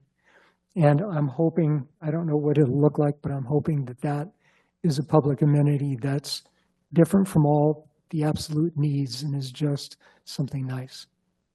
The plaza allows us to find that place to come in contact with each other, to see each other, to meet with each other, and to gather together. Those are the good things. There are negatives for me. One is the traffic. It's bad. I don't think that alternative A, which is the UDOT solution, is going to make a big difference. I think it'll make a difference initially. We're going to have more growth. UDOT themselves are predicting a 45% increase in 224 traffic by 2050. And that takes into account this development. So there will be substantially more traffic. And adding left turn lanes and an exit off the freeway, I'm skeptical. UDOT says it'll work. And I hope they're right.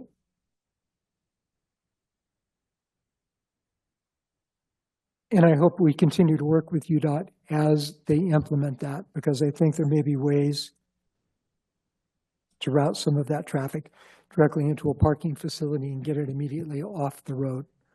But I am concerned about the way that will work. For me, the fatal flaw in all of this is the density. So when Dakota came back to us, and we had our first couple of meetings in the spring, they came back at 725 units, I think, something close to that. And we said, too much. And we just kept going back and forth, 725, too much, 720. And they finally said, what do you want? And we said 500. We could live with 500. And they came back, they were remarkably responsive, and they came back at 695. And we said, okay, we'll go up to 6. And that was a hard line, 6. They're still at 725, I think, under this new proposal. It was 750, frankly, a week ago, and came down to 725. That's just the residential part of this and a piece of the PPP.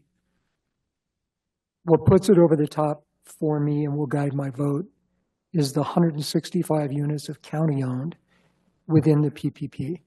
And that takes the entire residential count to 890. And that's too far for me. That's too hard. I respect my colleagues that believe that, and it's a hard one, believe that the county owning the affordable housing is a means of using the proceeds of the rents on that affordable housing, provides a benefit, additional affordable housing. But it also provides revenue for us to fund a housing authority that will then be able to do the harder work of the who, where, when, how much, all of that. And I recognize the benefit of that. I just think it's hard to swallow for me on this one.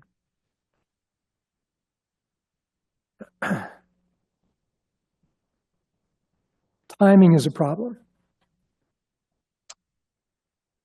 For reasons that I suspect relate to the legislative session, which starts the third week of January, there's been a rush to try and get this done. And I spent many hours in the last 2 days drafting agreements for clients, and then visited this one again for the second time to review 81 pages of contract and provide additional notes and comments on what's in there. And when this is done,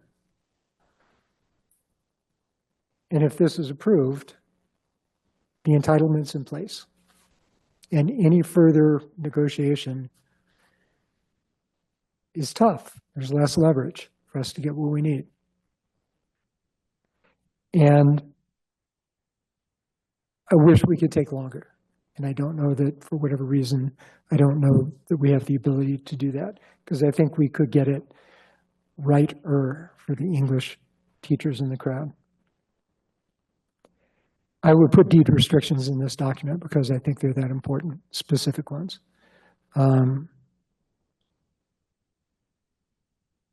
last piece of it is really about the final piece of the process. We were contacted by a member of the legislature last fall, a year ago, who was kind enough to come here. The legislative session before that, Summit County was excoriated for being anti-housing, that we hate housing, we just won't build it, won't entitle it. And it was so much so that the Board of Realtors actually had a handout that they put on tables. It was a picture, a drawing of a house with red tape wrapped around it and the words land use, I think, written on the red tape. Just to be clear, that's not our local Board of Realtors. That was the Utah State, just to make sure for our local Park City Board. Okay.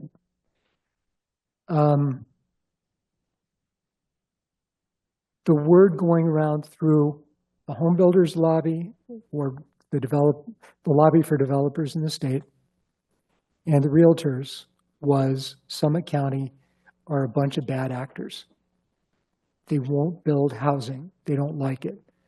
We entitled 1,000 units. We just opened a 1,200 bed at the base of the resort unit of housing.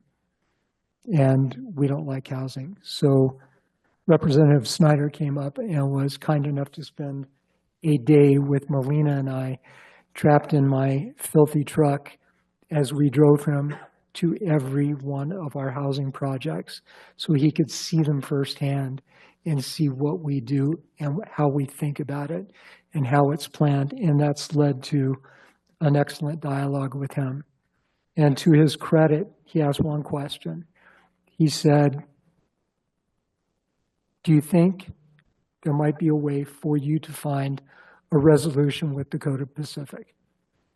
And Representative Kohler was in the car, and he said, if the legislature stays out of it, perhaps. And I said, yeah, if there wasn't somebody with a club standing behind Dakota Pacific saying do it or else, we could probably make some headway. And he promised that he would give us the room to do that, and he lived up to that promise. There was a bill file ready to go to legislate this project again the last session, and it didn't go anywhere. Canis mentioned the lawsuit, and I think it's a little bit different than what he said. The win that we got essentially said that the legislation that was drafted didn't apply to Summit County because of the way it was drafted. It was a technical win, fixable with the stroke of a pen to fix the language. And had that been done, we would have been saddled with far more than 1,100 units, far more. It would have been unlimited. The legislature is on a tear right now to build housing. And I wish it was all affordable housing. And I think the notion is, and it echoes something that somebody from Summit County said years ago, if you want more affordable housing, just build a lot of housing. Increase by a lot the amount of inventory that's out there, prices are going to come down, and some of that's going to be affordable. And I think that, we can, in Salt Lake, I think we see that happening in a lot of places in Salt Lake and other places. In a place like Summit County, where our market rate is more than $3 million, I don't think that that's going to fix it. And when the ratio of market rate to affordable is 10% or 20%, we're just creating a further deficit with every bit of that development. So that model that's been stated at the state level does not work here or in similar resort type communities where everything is upside down already. And we don't see them coming back and saying, build it and make it 90% affordable and 10% market, and will help subsidize the affordable. That hasn't happened. We haven't seen them say, we're going to allow you to restrict nightly rentals so that we push more of that inventory back into the long-term rental market. They're not doing that either, because that would have an effect on the sales of properties. So the bottom line is this council faces probably the hardest decision we've had to make. And knowing everybody on this council and how they feel about Summit County, the rural nature of this place, the fact that we haven't entitled anything above base density. This is actually less density than is currently entitled, so we might even be able to claim that.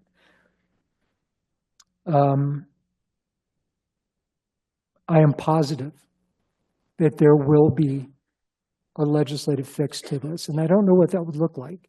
I don't know if it would be simple legislation that would say, do whatever. Don't even know if it would be specifically for DPRE. Worst case is it something like what happened during the movie studio times, where they decide that they're going to create a special district like a MIDA district or an Olympic Park district that's going to fix something. But I am all but certain that that will happen, not a threat. And I was brushing my teeth one morning and I thought, you know what? I've fallen and I can't get up. I don't like bullies, and I think every now and then you have to hit a bully in the face. Now, he may kick your butt and still take your lunch money, but maybe you walk away feeling better about yourself. And I think there are many in this audience tonight and in our community that feel the same way. Hit him in the face. We can do that. This bully weighs about 800 pounds.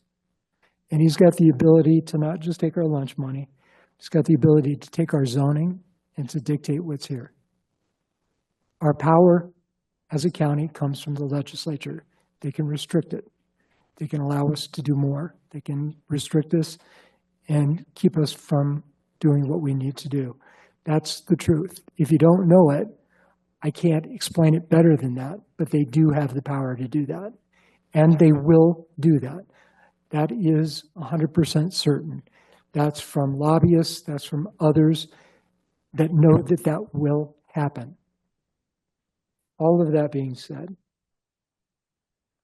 and the risk of that happening is that we get a development here that doesn't have any of these benefits. We're left to try and figure out capture parking, try to find from you the funding to build the parking, to build a transit center. They own the property that we're going to build the transit center on. That's part of the exchange. So all of that could go away and we would be left with just a bunch of housing, a little bit of retail, like the original proposal. None of the other good stuff.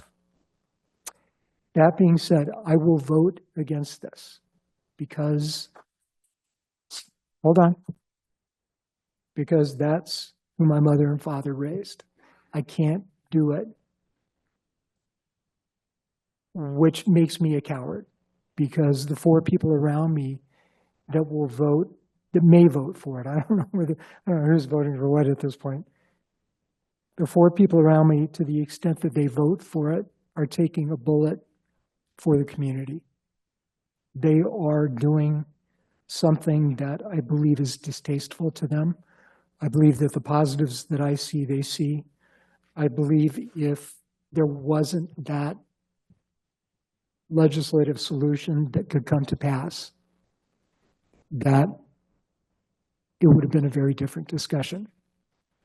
I don't believe that there would be 725 units, and I think it would look a little different. We might not have as many of the bigger pieces because they might not have the ability to fund those bigger pieces. It would likely look different. But I'm not willing to take that step. They may be willing to take that step. And I just felt it important to you. What I want you to understand with all the threats to council members that vote one way or another, they are looking out for your interests and to some degree to their own difficulties in their own conscience. So that's where I stand.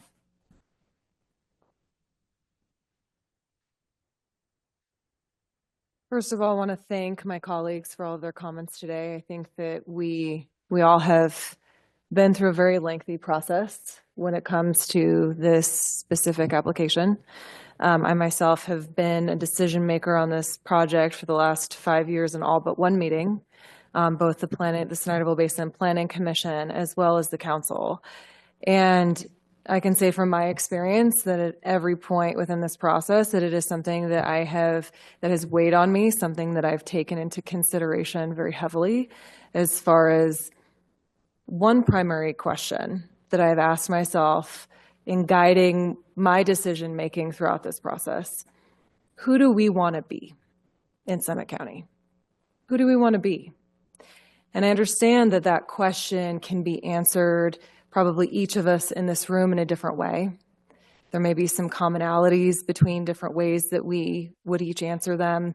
If we took a poll, maybe there would be some similarities, maybe not. But within that, I've thought a lot about, in my mind, who do I think this community wants to be? And in conversations with members of the public, with friends, honestly, with our children. How do they envision our community into the future? Because within our general plan, we talk about providing for the needs of our current residents and visitors as well as future residents. And that's something that I think is really important that we consider as we move forward. We live in a world right now that looks very different, in particular when it comes to housing, but also different when it comes to how people work and move within the world. It looks very different than it did 20 years ago, or even 5 years ago within this community. As I look at the different feedback that I've gotten as I've asked that question, many of the holistic concerns have been stated already by my colleagues. But there's been even more than that I've heard from people. There's a desire, and I think Roger touched on it a little bit, about how do we retain our sense of community within Summit County. When we think about why we all live here, there's all sorts of reasons. I think there are commonalities. Many of us love the open space. We love the fresh air. We love the opportunity that we have for outdoor recreation. We have excellent schools. There's all sorts of reasons why people have come here. Speaking for myself, I love all of those things. The reason why I have stayed in Summit County for the last 13 years is because of the people. I've met the most incredible people from all walks of life within Summit County that have lived and worked here. Some of them that have recreated here or visited here, but most of them residents and workforce that live within this county. And when I look at my 8-year-old son and the future that I hope for him and for his friends and for all of our children, it's a place that we can gather. It's a place where we can have community gathering spaces like Rogers Amphitheater, or have libraries like the library that Canis has been fighting for since the beginning of this project. Fighting for civic spaces that we can gather, that we can come together, that we can meet, that we can explore ideas, where we can civilly disagree at times, because that's also a healthy part of our democracy and a healthy part of our community. And so within that, when I look at this project, and my colleagues have stated very eloquently the pros, the cons, where we're at as far as some of the legislation that we have faced in the past, and I know that many of you, if not all of you, are very aware of what that has been like, at least to some extent. Ask yourself that question as well, because we've gotten feedback, we don't want an amphitheater, I would never use that. We don't want a library, I would never use that. I'm never going to park in the transit center. And that may be true, but we are a holistic community. And as a community, these benefits will benefit many members of our community. And I would wager that even those people that are now saying, well, I don't want that, I won't use that, I won't go to the podium, I'm not going to go shop here, I'm not going to visit, that perhaps that changes over time. Because I believe that as we have gone through this process, which has been painful on all sides, it has been painful for the public, it has been painful for us as a council and planning commission. I believe it's been painful for Dakota Pacific in many times and in many ways. But as we've come together and come to a project that has many community benefits, that we have multiple gathering spaces, both indoor and outdoor, that can serve our community and allow us to come together and to meet socially, to happen upon one another. We have, even within the podium and the public-private partnership, we have spaces where people can meet each other, can run into each other, can shop, can visit. Kids can play in a safe manner. We have nonprofit spaces, which we know within our community, and we've seen at Live PC, Give PC is a huge pillar within our community, is supporting our nonprofits that provide so much for the needs of so many people within our community. And that's also included within this project. We also have the assisted living and senior housing, and we know from our seniors that are here, many of them have been engaged with us as a council in providing for additional needs for our seniors, that is something that we have considered and that we have fought for within this project as a high need to make sure that we are taking care of that element of our community, because we have heard over and over again from our senior community how important that is for our seniors. We also have deeply affordable housing that's included in this project, and over 50% of the project, including the county's portion, that is affordable, that's deed restricted, that will remain affordable. We understand that within this community, as my colleagues have stated, that just increasing supply is not going to be enough to serve the demographics that we need to serve.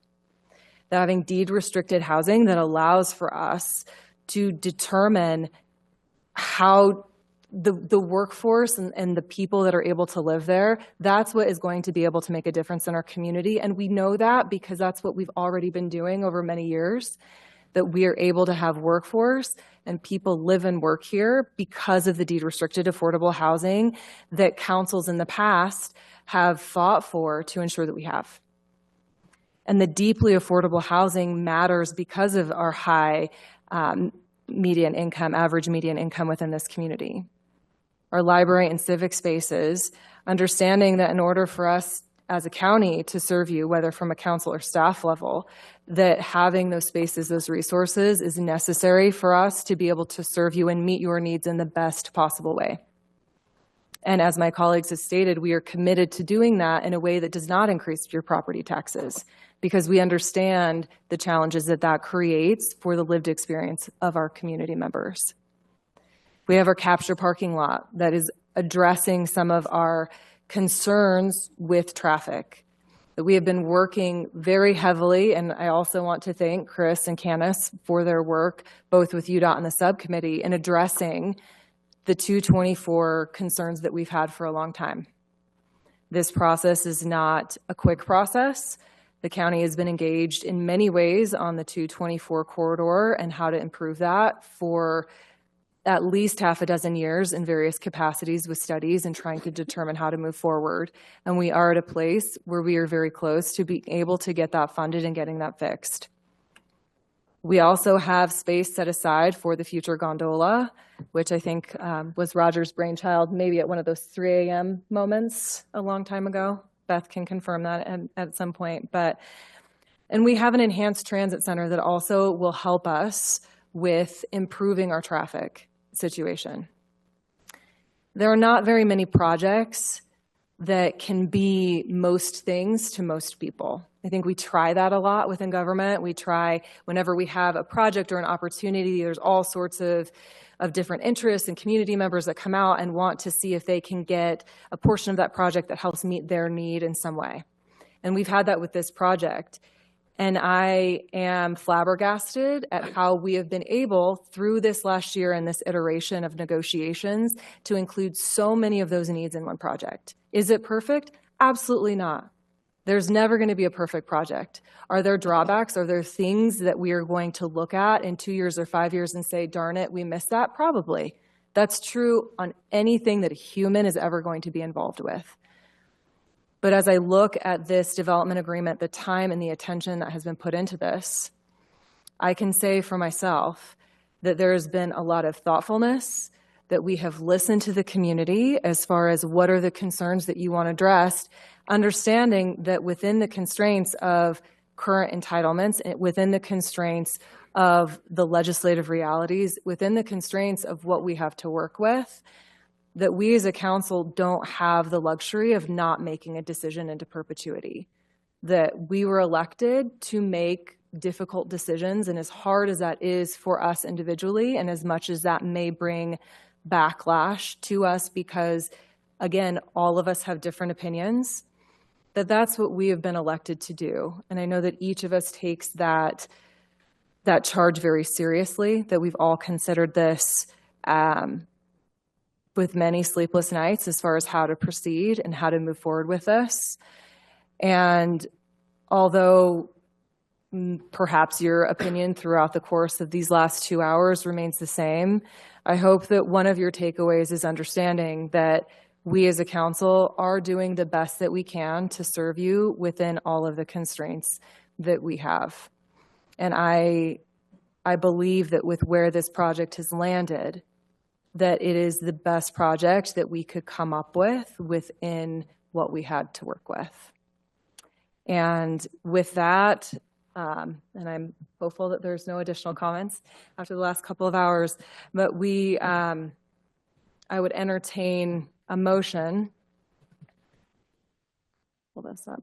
I would entertain a motion to approve ordinance number 987, an ordinance approving and adopting the amended and restated development agreement for the Park City Junction, formerly known as the Summit Research Park, with the changes that Dave had indicated at the beginning of the meeting. Dave, do we need to restate those, or is that sufficient for the motion? That's sufficient. Okay, and with that, we will do a roll call vote. Candace? You need. Oh, yeah, we do need a motion first. Thank you. Have somebody make. I'll make that motion. Thank you. Second. Moved by Chris, seconded by Roger. Candace, your vote? Aye. Chris? Aye. Aye. Roger? No. Tanya? Aye. The motion passes. And with that, appreciate that. After this body adjourns, We do have the High Valley Transit that will be meeting to consent potentially to this agreement as well. So if you can please quietly exit, or you're also welcome to stay for that as well. I would entertain a motion for adjournment of this body. So moved. Second.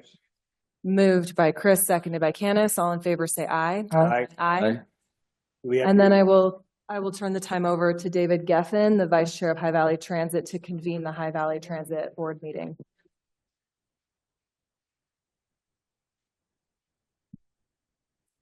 Just press the button, David, for your microphone. Yeah, just call it You the have to motion. convene first as. Well, I'm gonna have David convene as the, So I'd like to call to order a meeting of the High Valley Board of Trustees. With that, there's only one item on the agenda this evening. That is to consider for approval a motion for the High Valley Transit Board to consent and agree to the portion of the Richens parcel owned by High Yes. Valley Transit. if you could all please convene out in the lobby. We're trying to hold a meeting of the High Valley Transit Board, and we're having a hard time hearing our board chair. Thank you very much. Thanks, everybody. Have a good night.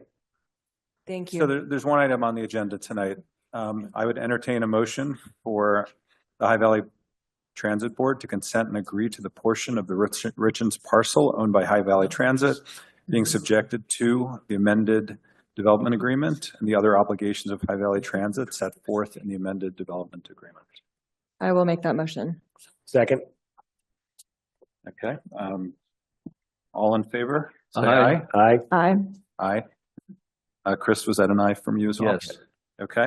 Noting the absence of board member Kim Carson. That is all the business for I move tonight. adjournment. Thank you for moving for Second. adjournment. Second by Chris. All in favor? Aye. Aye. Aye. Candace? You and I as well? I don't know. I'm a rebel tonight. Aye. Aye. Again, noting the absence of board member Kim Carson. Thank you, everybody.